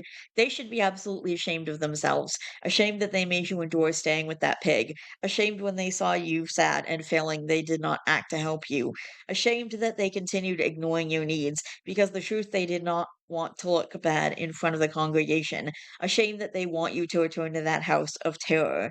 I don't know where you live, but I hope you can get the police involved. Your brother needs to live under the jail. Don't feel bad about her crying fits. She should cry for being a bad parent. Right. Where was she when you were attacked and when you needed them? Block the email. OP says, funny you mention this because Leviticus 18:9 is literally seared into my brain from the time I tried to show it to my brother when I was 12 to 13. His response was, who have you been talking to? Thank you for thank you so much for your comment. I appreciate it. I appreciate you. Up excuse me. Update January 8th, 2024. Again, excuse me. Okay, too long didn't read. My mother showed up at her doorstep across the entire damn country from where I fled. She and my father made attempts at apologizing, but they didn't feel very introspective. My father doesn't seem to have changed much. Neither of them even mentioned my brother in any of their apologies. I feel guilty because my mother is old, and I feel like she is manipulated by my father into thinking she doesn't have much to truly apologize for or anything to change in their life. I don't know what to do and need advice. So a few days before Christmas, my female m my mo my 22 female mother, 60 female, randomly showed up at my boyfriend's family's front doorstep. She traveled across the entire country to find me unannounced. I had no idea she was coming and was very blindsided by everything. She asked to speak with me, and I was really hoping that things had changed, so I agreed to listen to her. We sat on chairs in the front lawn. She asked me if I was okay, and she started telling me how happy she was to see me. She said that she and my father had been in and out of the hospital with worry and stress about me. She also said that she was sorry for the things she did not know and things that were done out of ignorance. After all of that, she asked me if I wanted to talk to my disabled brother, and I really had missed him. And I really missed him, so she called my father, 66 male. He began to tell me how he was finally going to sleep for the first night since I left the house now that he got to see my face. He also repeated most of the things my mother said, almost word for word. Things like apologizing for what he didn't know was happening. He also said, find it in your heart to forgive us just as we have. He trailed off there, and that line was literally a wake up call because at that point, I had been crying and feeling so guilty for what I'd been putting my elderly parents through. But that line made me pause because what in the world does he possibly have to forgive me for? What did I do to him? Flee for my safety? I think my mother noticed my change in demeanor because she ended the call with him pretty soon after and asked me to take me out to eat. I brought my boyfriend with us, and then so I wouldn't be driven to an airport instead, but it's crossed out.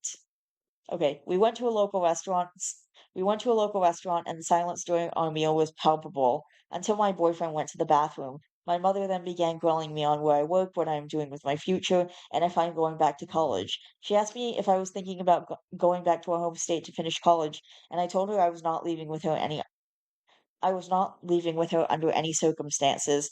I noticed that throughout all the questions she asked me since she arrived at our doorstep, she never truly asked me how I was doing. She didn't ask if I had a bed to sleep in, food to eat, means of transportation, or even money in my bank account. I never told her that my food stamps were halted for the month of December because I missed one letter, so I would have to wait for halfway through January to get a recertification appointment. She probably would have been appalled I was taking government handouts anyway. I never told her that I'm working a dollar above minimum wage job that I really love, actually, to save 3 grand to pay my old university to release my transcripts. But even if she offered to help, it most likely would have had heavy strings attached. Wait, this is new. I've never heard of having to pay to have your university release transcripts. Is this a thing? Hang on. Um, do you have to pay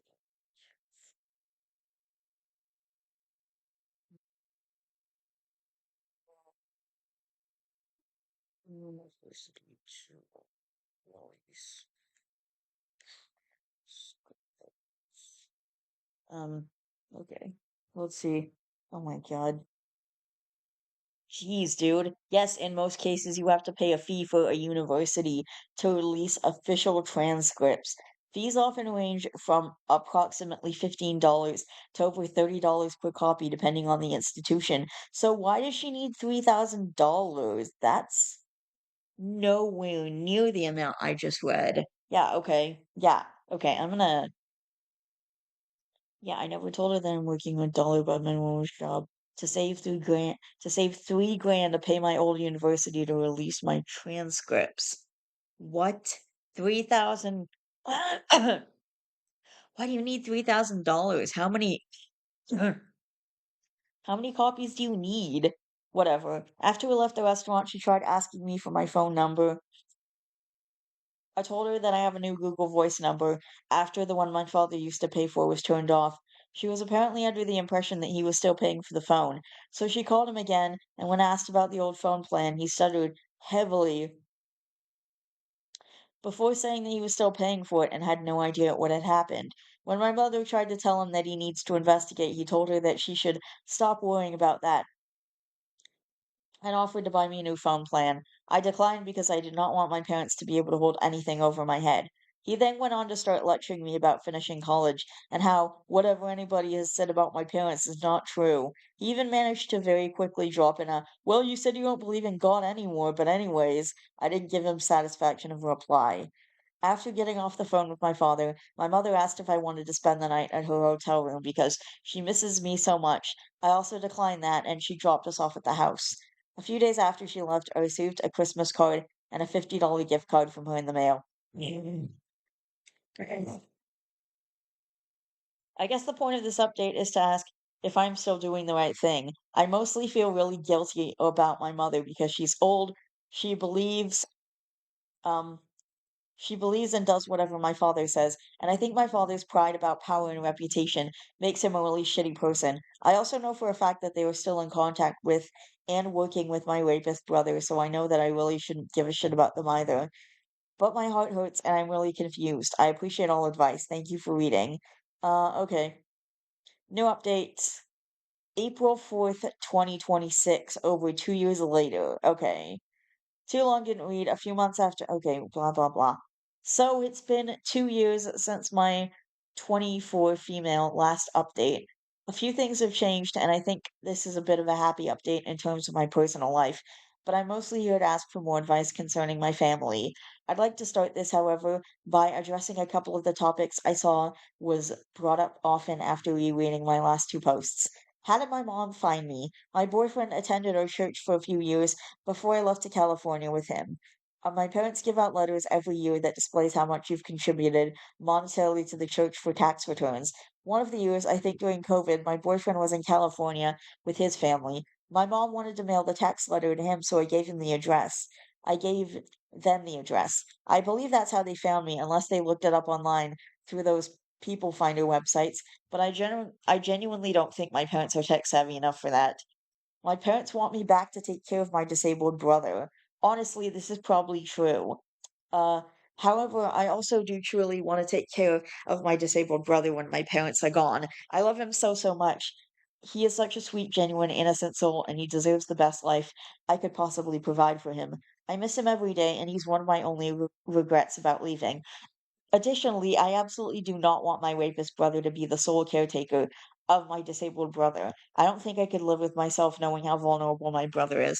Well, maybe when your parents are gone, you can use like your the fact that your brother is a rapist to maybe get like sole custody of your disabled brother because I'd be terrified to have your rapist brother be alone with your disabled brother at all in the first place. Oh, hi, Yahtzee. He's out, looking very, very cute. Anyway, on to the update. So 9 months after my last update, I ended up making a few rash decisions. It was right It was right after the elections happened, and I decided to log into Facebook to see what my family members were posting. I admit that was not a healthy thing to do, but I was not in a healthy mindset back then. I ended up getting extremely triggered when I saw a post by my pedophilic brother, 34 male, celebrating that the current president had been elected. Ugh, right. Freaking Trump again. Something inside me snapped, and I was just so enraged at seeing my pedophile rapist brother be elated that a convicted pedophilic rapist had been put into the highest position of power in the country. I wrote this post on Facebook, seeing a literal child rapist on my timeline bragging about Trump winning the election, talking about some "you disrespected us by thinking we are people of low IQ" is an insane level of irony that I never thought I'd see. It also confirms that I was right for never supporting this orange rapist with 34 felonies. What a joke. I only have family and church affiliates added on my Facebook, and all my posts are on friends only. If I would ever start adding other people on Facebook, I would make a new account. My brother proceeded to block me immediately, in which I responded by making another post, indirectly calling him out for not wanting people to know about him being a rapist. Um, about a week later, I logged back into Facebook and started making a lot more posts about how him voting for a rapist made sense. I didn't name anyone, but I started including a lot more details about how I was raped as a child by my adult brother. Among them, one of my posts said this: "Additionally, man of God, I remember being a child, showing you the verse Leviticus 18:9, and you asking me, who showed you that? You were so much more worried that someone was aware that you were raping your little sister than what your holy book actually said." About a about an and no one had to show her that. You can literally just go with the Bible and see it, or like look it up online. This was in the 2010s to 2020s when your brother was raping you. So yeah, when she was 12, it was 12 years ago, so maybe 2014, 2015. So yeah, obviously you can just go to the Bible and see it, or like go online and look up that kind of stuff. Like, it's so easy to do nowadays. And even if the internet wasn't a thing, there's a friggin' book. There's literally a book that has every verse in it that you could possibly want anything to know about anything, that tells you everything you need to know. And you can literally just go to the Bible and look it up.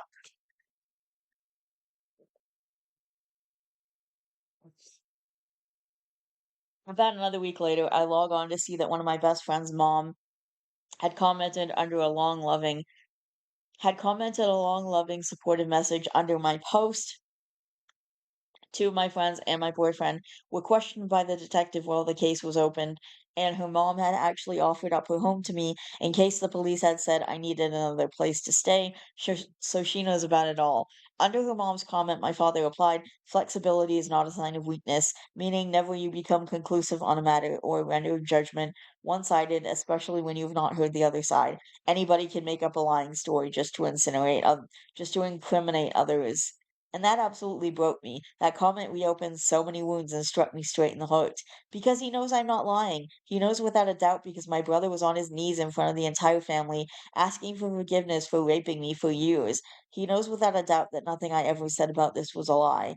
And for him to insinuate that I was lying to incriminate them, it hurt imaginably, and honestly, it still hurts a bit typing about it right now, but it also cemented something inside me. It truly showed me that the 2 year at that point that I had spent crying over whether or not I made the right decision to leave was for absolutely nothing. No matter what they, or at least my father, will always pick his pride, ego, and reputation over me, and that made me furious. Um, so I went on a rampage, if you can call making a ton of posts, name dropping with details, exposing my family a rampage. One of my posts said, PSA, my full blood brother, she also posts his full government name, at the age of 22 years old, started molesting and raping me when I was only 12 years old. He continued all the way up until I was 16 years old. This man is an incestuous pedophile who rapes and molests children. When it was finally reported to the police at 16, I was told by my parents to drop the case because they didn't want the image of the church to be destroyed. My father told me he now understands what a family secret is. This is not a family secret. This is a monster who should not be free to prey on, rape, and molest more children. My full blood brother is a monster, and my family is doing everything in their power to protect him. Jesus would be disappointed in every single one of you. I pinned that post to the top of my profile, and it is still pinned today. Another one of my posts explicitly called out multiple members of my parents' church, and I tagged them for turning a blind eye and continuing to be part of a church that houses incestuous pedophilic rapists. They all untagged themselves, and one of them went on to argue with me and lie, saying they know nothing about it. It was pretty condescending. Baby girl, I don't know what you're talking about, and I pray that you allow God to heal you when he serves justice. My best friend's mom replied to her, asking if she truly doesn't know anything about this, then why not reach out and ask me about it for the safety of other children? Her response was, I said what I said. The reason I knew she was lying was because my parents had me set up the Ring camera system for church and our house. So the Wednesday after I'd fled across the country back in 2022, I really wanted to know what was being said about me to the church, and I tuned into the church's Ring camera. The Bible study had already ended because of the time difference in everyone, but my family and the family of the commenter had left. My parents had taken her into the back of the church and were in the middle of telling her that I left. They framed it as if I had run away with my boyfriend, and they couldn't possibly imagine that I said, and they couldn't possibly imagine why, after all they had done for us. They lied and also told her that I said I wanted nobody to contact me. They also lightly danced around the fact that there was a case against my brother, but nothing came of it. I stopped listening around here because I knew then what story my parents were giving out to everyone, and I didn't want to hear more. To this day, nobody from the church has ever reached out to me.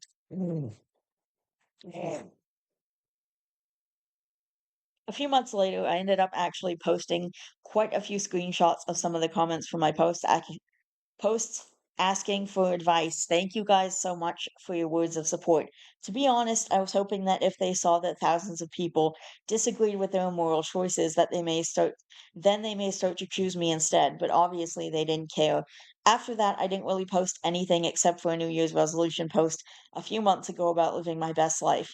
I've stayed no contact, and my mom has since stopped trying to contact me. It's been almost 2 years since the last time she's tried to reach out.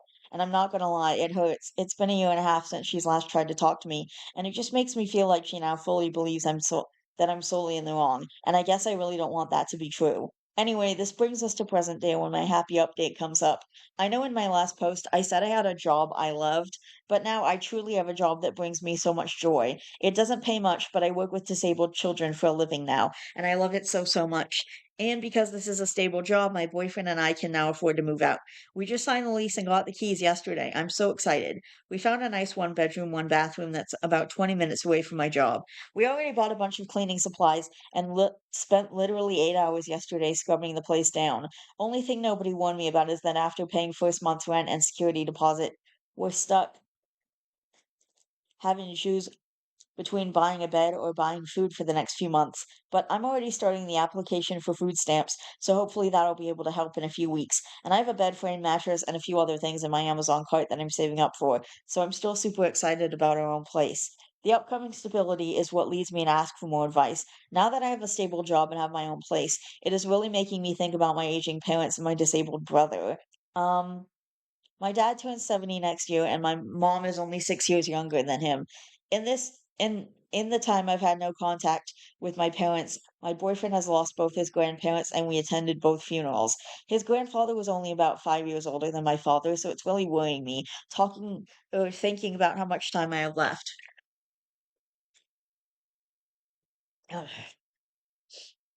Um,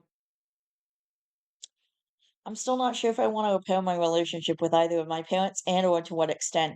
But what I do know is when the time comes, I want to be able to take care of and make sure my disabled brother is okay.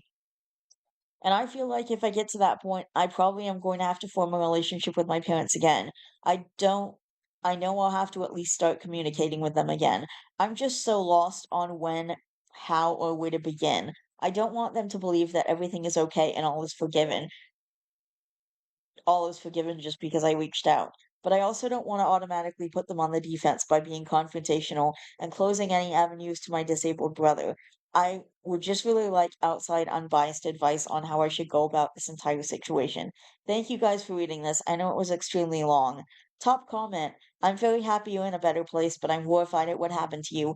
Please build walls to keep yourself away from your family. I'm so sorry. OP says, thank you. I know I should, but I'm scared of losing my brother forever to a monster. Ugh. Okay. Um, relevant comments. You might consider contacting a physical injury attorney who specializes in sexual assault.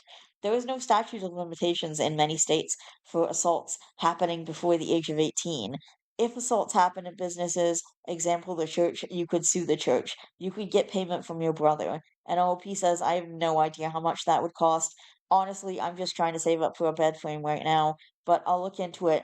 Thank you for the advice. Someone else says, my question is, do you think your rapist brother would actually want to be a caretaker for a disabled person? When your parents die, social workers will get involved and try to place your brother with somebody. Hopefully, they will reach out to you, so it may not be necessary to contact your parents. You actually may be able to reach out to the local social workers in the area and let them know that you would be willing to take your brother when they pass. And OP says, I think if it meant he's going to get paid a lot of money from the government, then he would take in my brother and neglect him or force his wife to do all the work. And I don't trust a woman that stays married to a rapist for a green card to genuinely care for my disabled brother. I'm just truly scared that if I leave it to social workers or someone to reach out to me, then I will never hear anything until it's too late. And I don't think any social worker would or legally could talk to me about my brother's care while my parents are still alive and well. And someone else says, I think the mindset comes from understanding mortality and knowing we're all going to die one day. So maybe it's guilt in thinking you owe your parents a visit to see them because of their age and health. I'll be honest, I expect this post to blow up, and many people like myself are going to say stay away. But you need to ask yourself this: if you don't see them and they pass away, are you going to actually mourn them? Or are you going to mourn the idea of what the relationship could have been? Because I would take my time on that if I were you. Your parents sided with your own brother who assaulted you. This isn't some typical family squabbles or drama between siblings. This is a very heavy, serious situation. And if opening the door to see them again might also invite the risk of contact with your brother who harmed you, I think your parents showed you exactly who they are, where they stand, and how exactly they feel about you. I think, given the nature of the situation, that probably won't change. Well, it could change. I don't want to say for sure, but I'm leaning on the idea that most likely not, especially when it came to the severity of what happened to you. I would make a pros and cons list, and I would absolutely not rush on this decision, because if your parents cared enough, they could have tried harder to maintain contact and repair the damaged relationship they have with you as well. Have they tried to make amends? Have they tried to take ownership or even acknowledge what happened to you? Those are other good questions to ask yourself, because the only thing that's changed is you witnessed a funeral of good people passing away and what a healthy family relationship could have been for you, not the reality of what it is like with you and your family. I hope this helps you. And then OOP responds to that. Honestly, I do think there was some guilt knowing that time is getting shorter. I feel like if they passed away right now, I would mourn the idea and the memories of all the pure times. I know my parents were never the best, but I feel like their parenting was based off of ignorance and misguided beliefs due to where they were raised.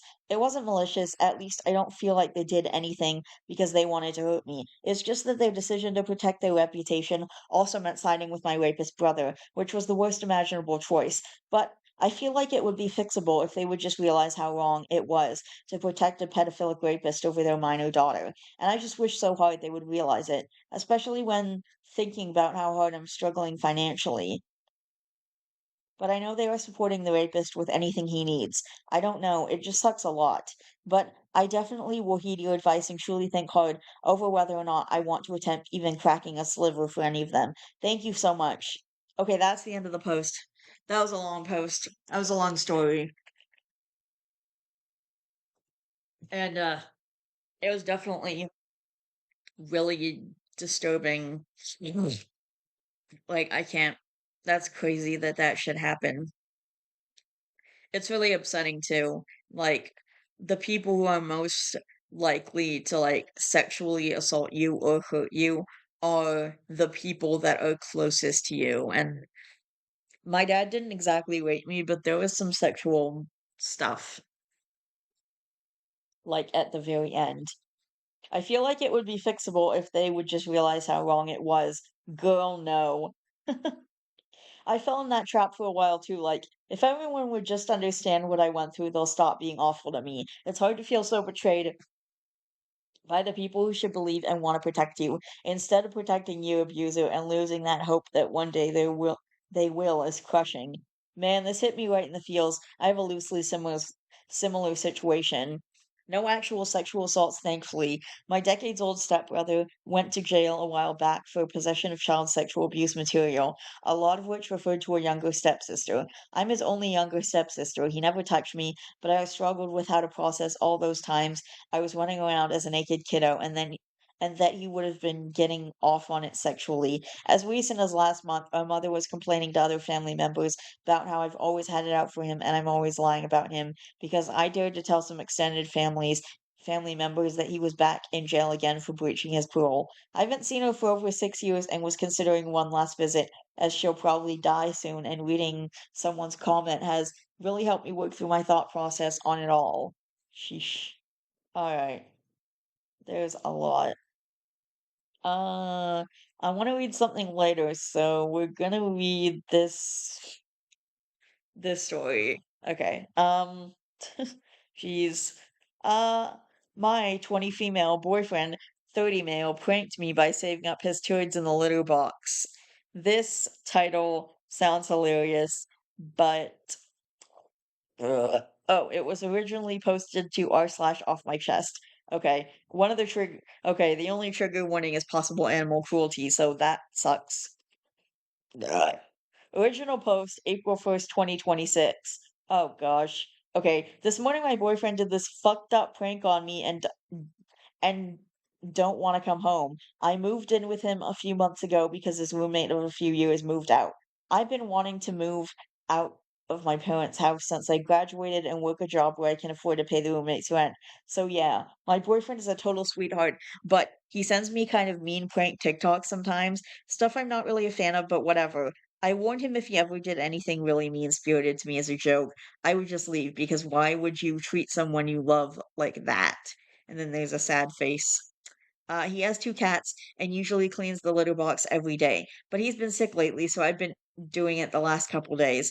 I hate cleaning the litter box and I'm not a fan of his cats, but I love him, so of course I'm going to do that for him, even if it makes me gag or whatever. He reminded me to clean it today as I was putting my scrubs on, and I told him I would after work, as I have been. But then he said one of his cats had a really gnarly one, and he could smell it through his vapor rub on his chest when he passed the kitchen, and to pretty please bring him a bowl of cereal, lol. So yeah, the title. I went downstairs and I smelled nothing, but then I check inside the litter box.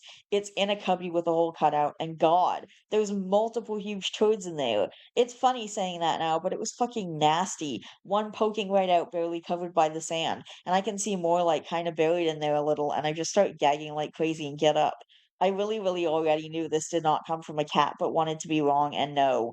That'd be concerning if that came from a cat. If your cat is pooping like that, please take it to the vet. It needs help.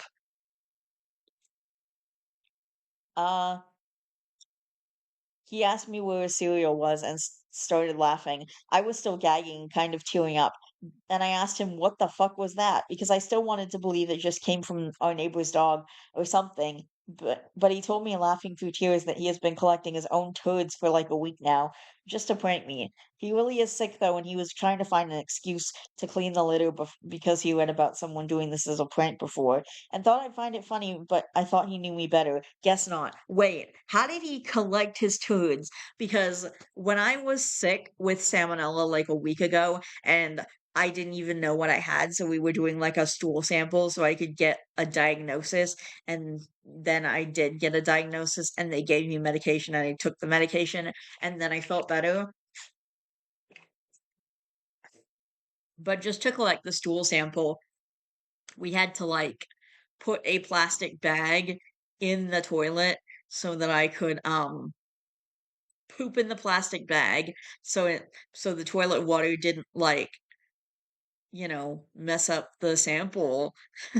So I had to poop in a plastic bag, and then we just put it in the container that they gave us for the poop sample. It was a lot of work that my mom did because she helped me. It was really wild. But so like, has he been like putting a plastic bag every time he goes to take a shit, or is he, like, scooping it out of the toilet somehow? Like, is he taking it out with salad tongs, or is he using a litter box scoop to scoop it out of the toilet? Like, because I'm just wondering how he was able to save his turds, and where was he saving his turds? Like, did he have a big glass jar full of a few of his turds that he was just like, I'll put these in the litter box later. Like, what? I'm just trying to figure out the logistics here. This is fucking wild. Okay. Anyway, I'm at work now on break, and I told him I'm moving back in with my parents. I don't really have many problems with him, besides the fact I feel like I'm doing most of the housework sometimes, but this was just too much, and I don't want to be bluffing by saying I would leave him if he did something mean-spirited, so that's what happened today. By the way, no, I did not clean it. He can clean up his own shit.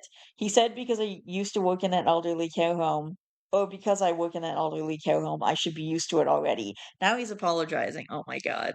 Your boyfriend is an idiot. Okay. Relevant or top comments.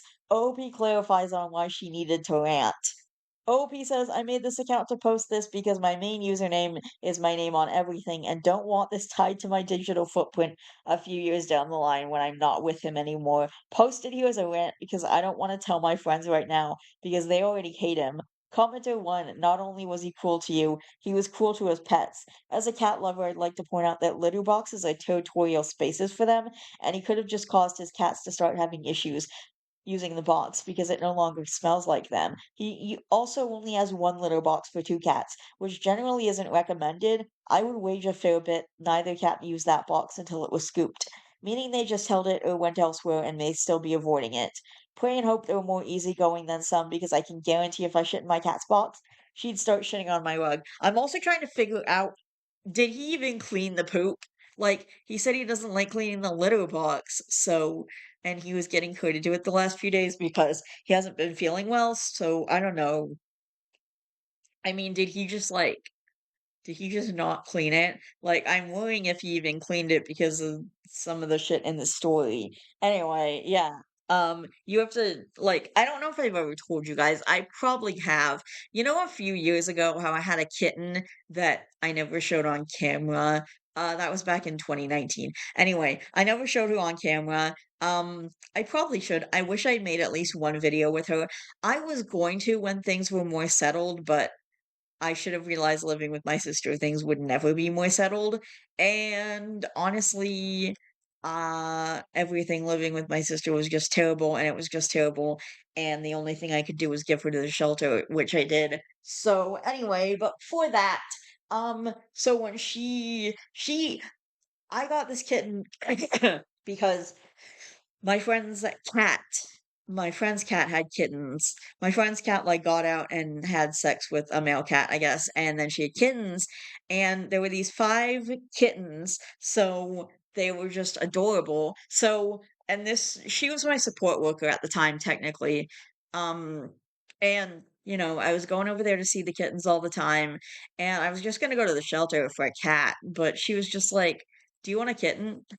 So, she was, like, gonna give me one literally for free, which she did, which was amazing. I was going to get a male. I totally fell in love with this little girl kitten though, and I ended up naming her Princess Carolyn. And when I gave her to the shelter, she went with her name and like all her toys and stuff. So and she was really young. She was like 7 or 8 months old, so she would have no problem getting adopted. Anyway, like I was saying, the cat thing. So yeah, the litter box thing. She had this clear litter box when she was living at my support worker's house. So, and when I moved in with my sister, I just got a new mattress, which now that I think about it means it's been nearly 7 years since I replaced my mattress last. So I should probably start thinking about replacing it again. But anyway, my point is, so I just got a new mattress. So there was like this clear plastic part between the mattress and me. And when she had her mattress, or when I brought her home, I didn't bring her with the litter box because I kind of wanted to buy my own litter box. It was just like, oh, I'll get her a litter box. And I got her the litter box and it was red, I think. And she didn't use it at all. And she started peeing on the plastic that was on my new mattress like, legit just peeing between my mattress and my bed frame because the plastic was there and she saw it and it was clear and it looked like her litter box. And she didn't recognize the new litter box as a litter box because it wasn't. And maybe it was also because it didn't smell like her, because she had been using a litter box for several months that smelled like her, and the new litter box that I just bought did not smell like her. So, she wasn't using the litter box, and she was using the plastic in between the mattress to pee on. So I have had to get my mom in there to help me clean everything up. And she actually stepped in her pee once when she was, peeing in the place between the mattress. And she stepped in her pee and she walked across my bed. And then there were little pee paw prints on my bed from the cat because she stepped in her own pee and then she walked onto the bed. So I had these little pee paw prints. Oh my god. It was terrible at the time because I had to deal with the pee and I had to deal with all that stuff and I had to get my mom in there and she had to help too. And but now it's just a funny story that I tell and I think it's adorable. OP said not even a fan of cats, but that is very sad. Sad face. I think he placed them there yesterday or this morning after I scooped it yesterday. I didn't think of that. Okay, so if the cats had to poop, they were shit out of luck. No pun intended. Pun really intended. Um, Commenter 2, if you don't leave, then you are signing yourself up for a lifetime of cruel pranks. Commenter 3, I by no means mean to insult you, but babe, there is a reason women his own age don't date him. You're better than this. Update. April 7th, 2026, 6 days later. I realized I'm still logged into this account instead of my main one, so I thought I'd give an update before logging out forever.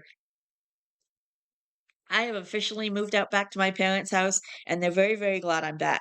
I haven't told them why we broke up, but they think he cheated, and that's fine by me because the truth is honestly more embarrassing. Yeah, that's low key pretty awkward to explain to people. He kept texting me all day while I was at work and I ignored him the whole time until I went home. When he was texting me, that's when I learned he kept them in the mini fridge in his room because he said, "That's why I told you so angrily not to take my Red Bull from there." He usually didn't care. Okay. Gross. That is disgusting. Ew. Why would you want your turds in the fridge next to your drinks? I don't want poop in the fridge with next to my Diet Coke and my tortellini and my leftover pasta and burgers. Gross. That is nasty. Okay. When I got home, I saw that it was stored in a Tupperware container because it was in the sink along with an assortment of other dishes he left for me with like assorted brown streaks inside it. Ew, he didn't clean it up. He just left it for you. He was like, "Here, you clean up my shitty Tupperware." That is disgusting and also how diseases spread. Gross, nasty. Tell him to stop. Okay, I didn't clean it, and I think that's when he realized I was actually so pissed. I slept in my own room instead of his, and when I woke up, all the dishes were done, and he bought me flowers. I packed up for a couple days, and he knew I was leaving. He was really sad and helped me pack one day and broke down crying. He said he made his old roommate leave with his antics, too, and I didn't push further. Though now I really, really wonder. I understand why some would find it funny because this is something I'd laugh at in a sitcom or something, but not in real life. It just felt disrespectful and disgusting. And while at work, I just kept thinking about honestly how often he made me feel that way. We had been trying for a baby for a month.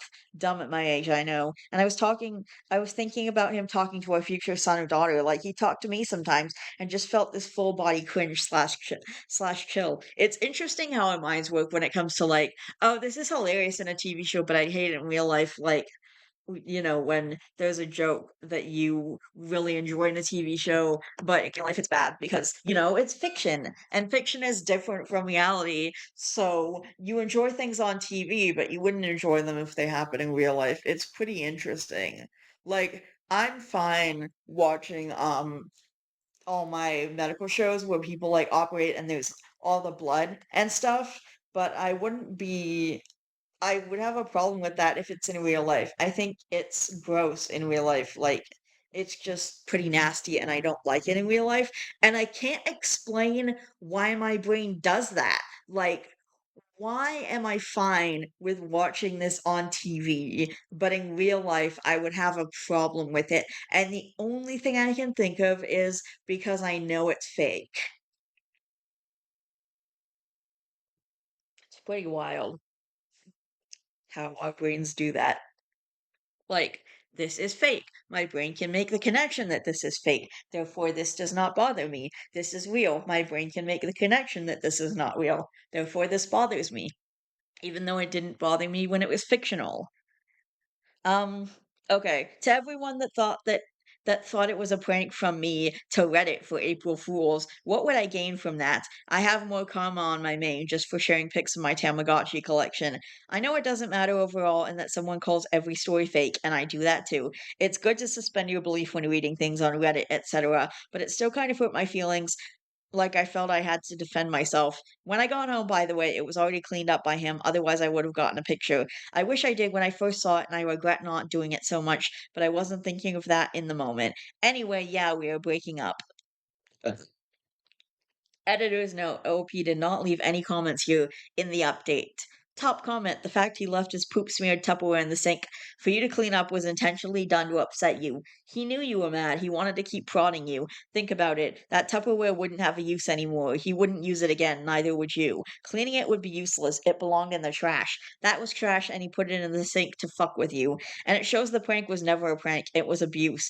Abusive people would do horrible things to you to entertain themselves under the guise of it being a prank. Good for you for not putting up with his literal shit. I'm so glad you didn't accept his pathetic dish cleanup act and that you got out of this horrible situation. Okay, that's it. And I just want to say that's what me and my mom do with like my snake and stuff. Like I have dishes that are specifically for my snake that my mom and I don't use for anything else because even though they're clean, they're not clean, you know. They've still had like it still had his dead mouse in it for multiple feedings, and neither of us want to like put our leftover pasta into that Tupperware after. And honestly, it's just easier if I keep the same container there every single time to defrost his mouse and then just put it in the food dish for him.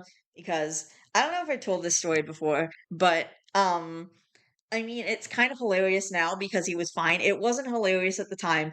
It was actually really concerning, and I cried a little bit about it. But for the first few months that I had him, I was giving him this like big container, which is also the container I defrost his mouse in. So I would just do his feedings in there, and I would put him in there the first couple times. But then people told me it's best not to do his feeding outside his enclosure. So I would put the container with the dead mouse in it in his enclosure and just let him eat when he was hungry. But he didn't eat, and that went on for a couple months, I think. So for a couple months, he like wasn't eating, and one night he came out of his thing to eat and he was all over the container and like next to it and slithering around it for like 5 straight minutes. And I realized, oh my God, the sides of the container are too high and he can't get to the mouse. Because when I was placing him in the container for feedings, he didn't have to get in there himself and he could slither out because he always managed to get out. But he couldn't put the pieces together that the same way he got out is the same way he was supposed to get in, and he couldn't figure out how to get into the container. So the sides were too high for him, and he couldn't actually get in to eat his food. It wasn't that he wasn't hungry, he literally couldn't access his food. So I bought him this very shallow reptile dish at the reptile store when I was getting crickets for my tarantulas. I put it in his cage, and ever since then, he has had no problems eating. So when he goes on a hunger strike, I know that he just doesn't want to eat, or he's in shed or whatever. He doesn't eat usually when he goes into shed. So I know that that's the case, and that he's not actually like eating, and that he can eat. He can't access his food because he's done that a lot of times with the reptile food dish that I bought for him. And I've kept the same dish the last like almost 2 years of having him. It was just those first couple months that caused an issue because he literally couldn't access his food because the sides of the container were too high and he couldn't get in. Anyway, really glad I was up that night, like keeping an eye on him and watching him just slither around his food and realizing that he couldn't get to it. But anyway, it's yeah, that there's that. So anyway, I want to read another story. I think I have last one. So this is a very wholesome looking story. There's only one little trigger warning, and it's nothing like the last two, I promise. Okay, I thought my wife's cat hated me for 4 years. Now he's obsessed with me. I have questions. Originally posted to r/cat advice. Trigger warning: death of beloved family pets. Aw. Original post. Original post July 17th, 2025. Pet loss. Mentions of the peaceful passing of two beloved senior pets. Aw. So, a bit of backstory. In 2020, I moved in with my then girlfriend and now wife. Along with our shared life came a shared menagerie. I brought my dog Gemma. She brought two cats, Indy and Pico. I had high hopes that the animals would become some quirky, Pixar style blended family. I was a fool. Gemma was the sweetest, scruffiest, quietest old mutt You've ever met. The kind of dog who looked like she'd seen things, but mostly just wanted a gentle chest rub and a soft place to nap. She loved cats in a way that felt like she wished they were her pets. I've seen her gently lay down next to cats with this hopeful look on her face. She never barked. She didn't snuggle exactly, but she'd lie nearby, always quietly hoping the cats might someday love her back. She was the canine equivalent of a kid on the first day of school holding out a juice box like, "Friends?" Indy, one of the cats, was a calico tabby with the emotional range of a bomb about to go off. Chaos incarnate. She hated the move, hated Gemma, hated everything really, except for my wife, and somehow, eventually, me. By the way, fun fact, calico cats are mostly girls and ginger cats are mostly boys. I didn't know this. They ginger girl cats do exist, and calico boy cats absolutely do exist. They're just rare.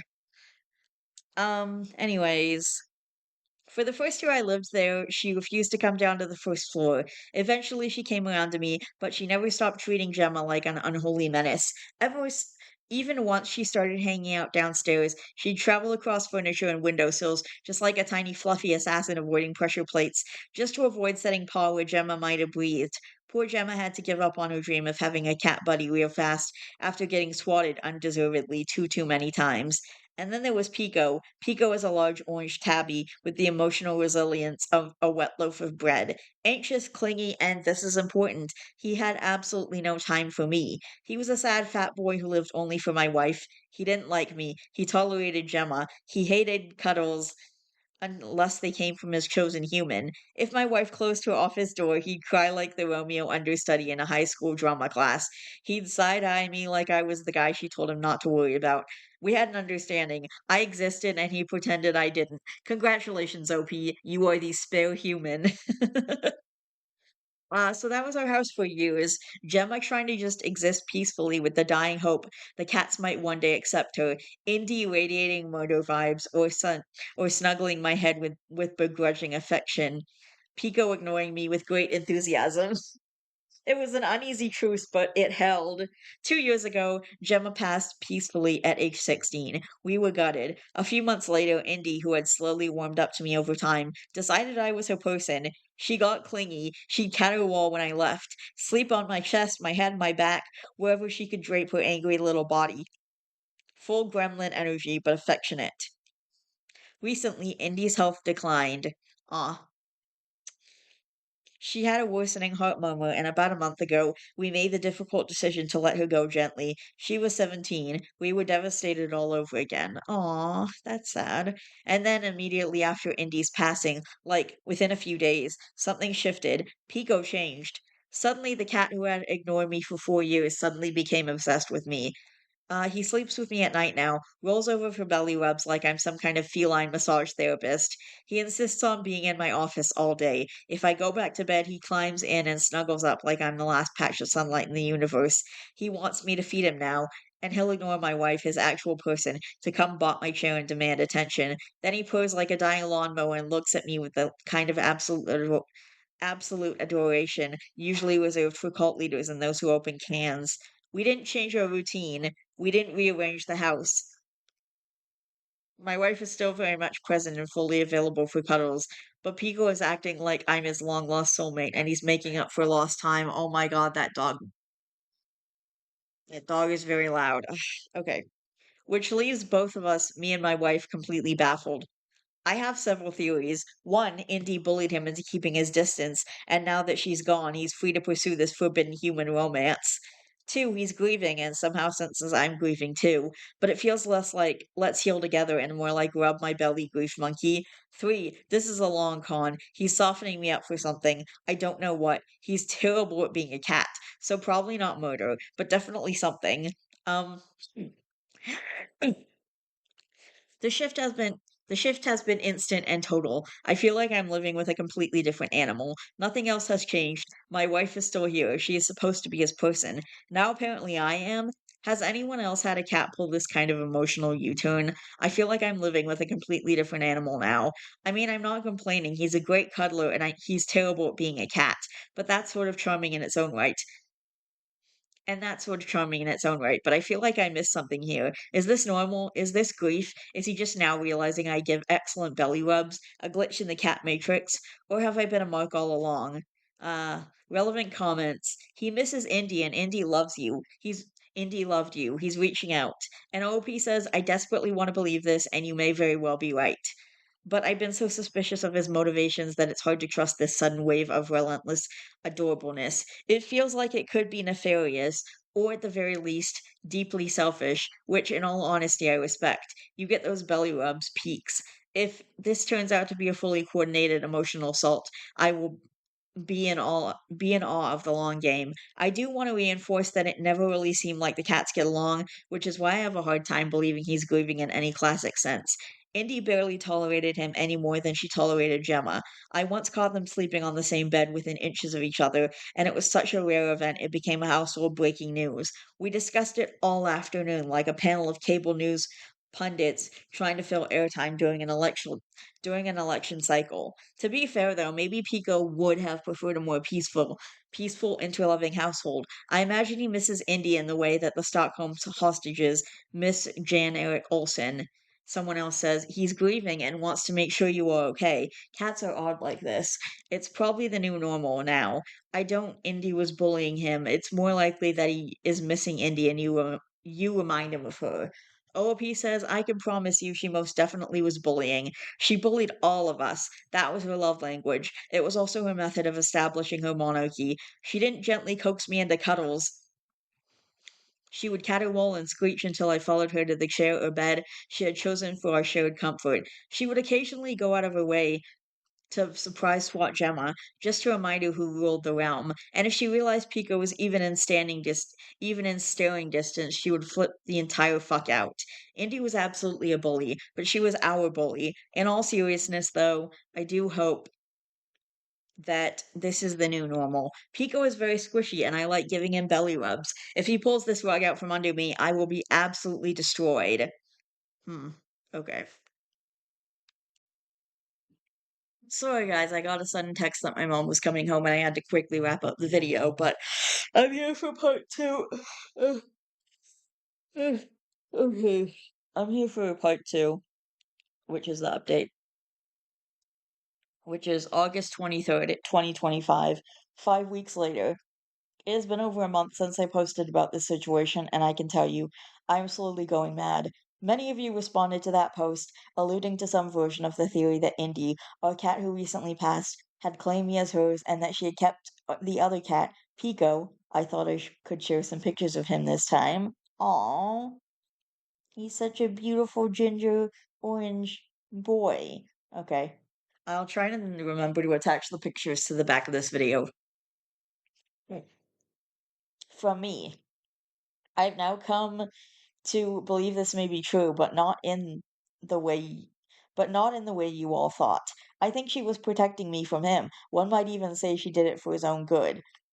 Editor's note: the four pictures OOP provided were of Pico stretched on the bed and one in the garden. He does not stop meowing. Am I exaggerating? Of course I am. He is not capable of uttering a constant, repeating, irritating meow every second on the second for all 86,400 seconds of the day. He is asleep approximately 16 to 18 hours of the day. He also spends 10 to 30 seconds per meal inhaling the variety of damp brown pate-like meat pastes we drop onto his ornate flower-shaped ceramic cat dish multiple times a day. Meow.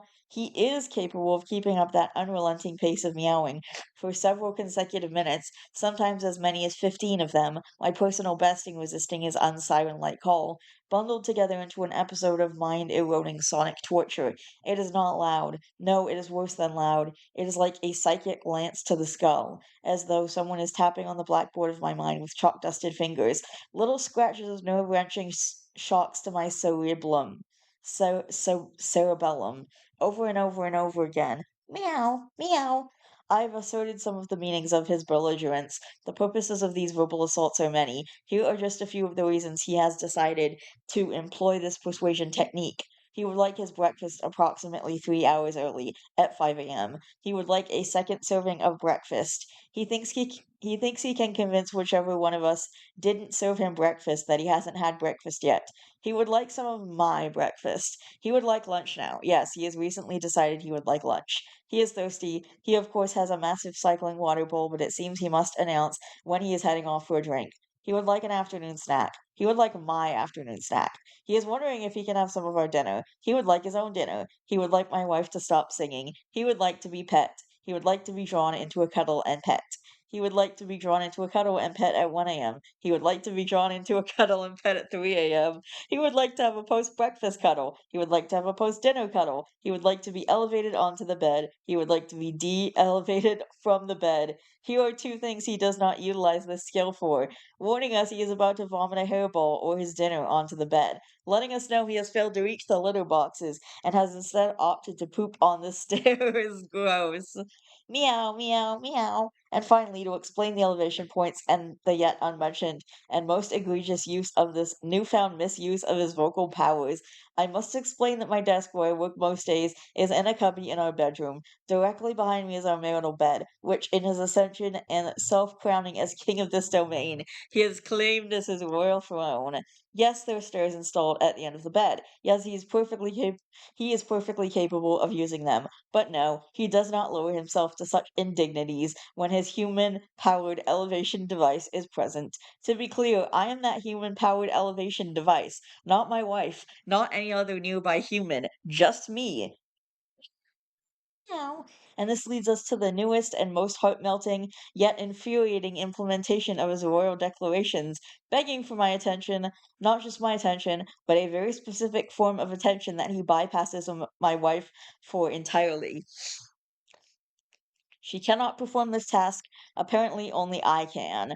Meow, meow, meow, meow, meow. This is entirely our fault. He was terrible at being a cat in the first place. He had no motivation to chase me strings or even little laser lights. He never showed any interest in getting to high places like most other cats. In fact, the only time I've seen him try to ascend further than the couch was to get to the back of the couch, when my wife had left her bowl of ice cream unattended. He has always been spoiled, and we spoil him further because there was no going back. He is nearly 17. This is who he is, a hedonistic loaf of fur.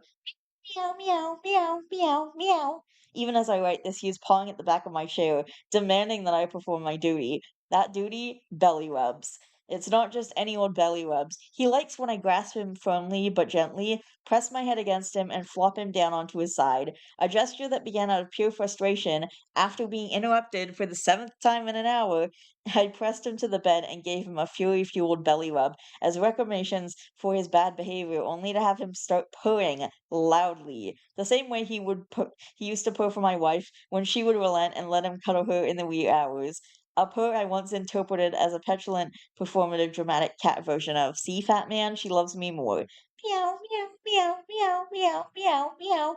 Now, weeks later, I must repeat this ritual several times a day. I am not allowed on the bed with him. I must remain seated in my chair, leaning over him so he can pop my shirt or attempt to clean my face. He either wants to be fully on my back he either wants to be fully on his back, clinging to my arm with his front paws, or slightly on his side, kneading the air like a baker of invisible biscuits. Is it cute? Of course. is it annoying and inconvenient almost exclusively when I'm in meetings? Meow. When I'm in a deep programming binge? Meow. When I'm desperately trying to maintain focus on a passage of prose? Meow. When I'm trying to watch course material for work? Meow, meow, meow, meow, meow, meow, meow. It is slowly eroding away at my tether. I can feel each utterance pierce into the meaty noodles of my gray matter, like an infestation of furry caterpillars crawling against my neurons. This guy's a really good writer, actually. Like, his writing is very. I really like the writing style that this post is written in. Anyway, and yet how can I be angry with him? How can I be annoyed? His aged perm muscles sputtering as I stroke his belly, sounding like an ancient lawn tractor lurching back to life, the engine struggling to turn over even with the choke fully pulled out.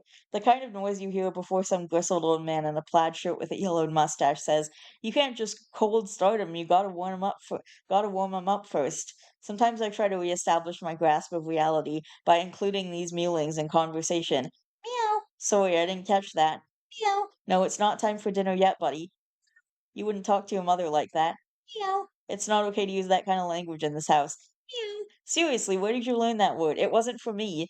Is it working? I don't know. My wife and mother-in-law find these exchanges hilarious.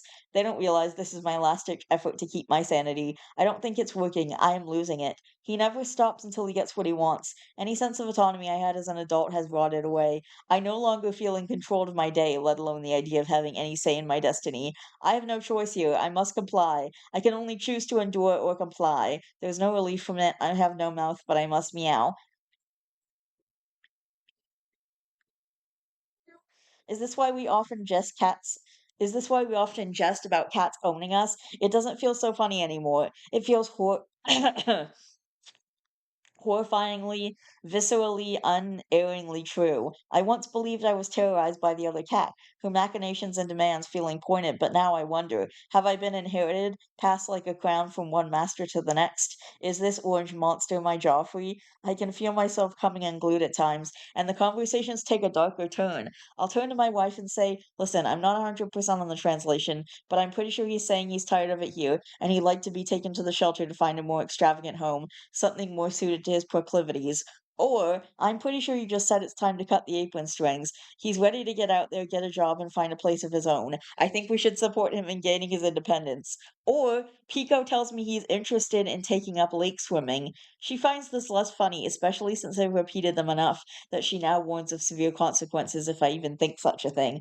Do I think such a thing? Only in jest, I assure you. I may be going mad, but I am not a monster. I would never hurt this cat or any other creature. I am gentle with them, and I love them more than people. Even this cat, who tests the limits of the love between us, I do love him. I do, I swear. Meow, meow, meow, meow, meow, meow, meow, meow, meow, meow. I am just baffled. Annoyed, certainly, but mostly baffled. Why does he like this ritual so much? Is this play for him or some elaborate humiliation ritual for me that I do not yet fully comprehend? Okay, if I stop and turn back to my work, he will wait a few minutes, then cry for me again, and when I return, he has stood up again, so being knocked over is part of it. But why? Why is he so particular? What does it mean? What is this? Meow, meow, meow, meow, meow, meow, meow, meow, meow, meow, meow. I am resigned to my fate.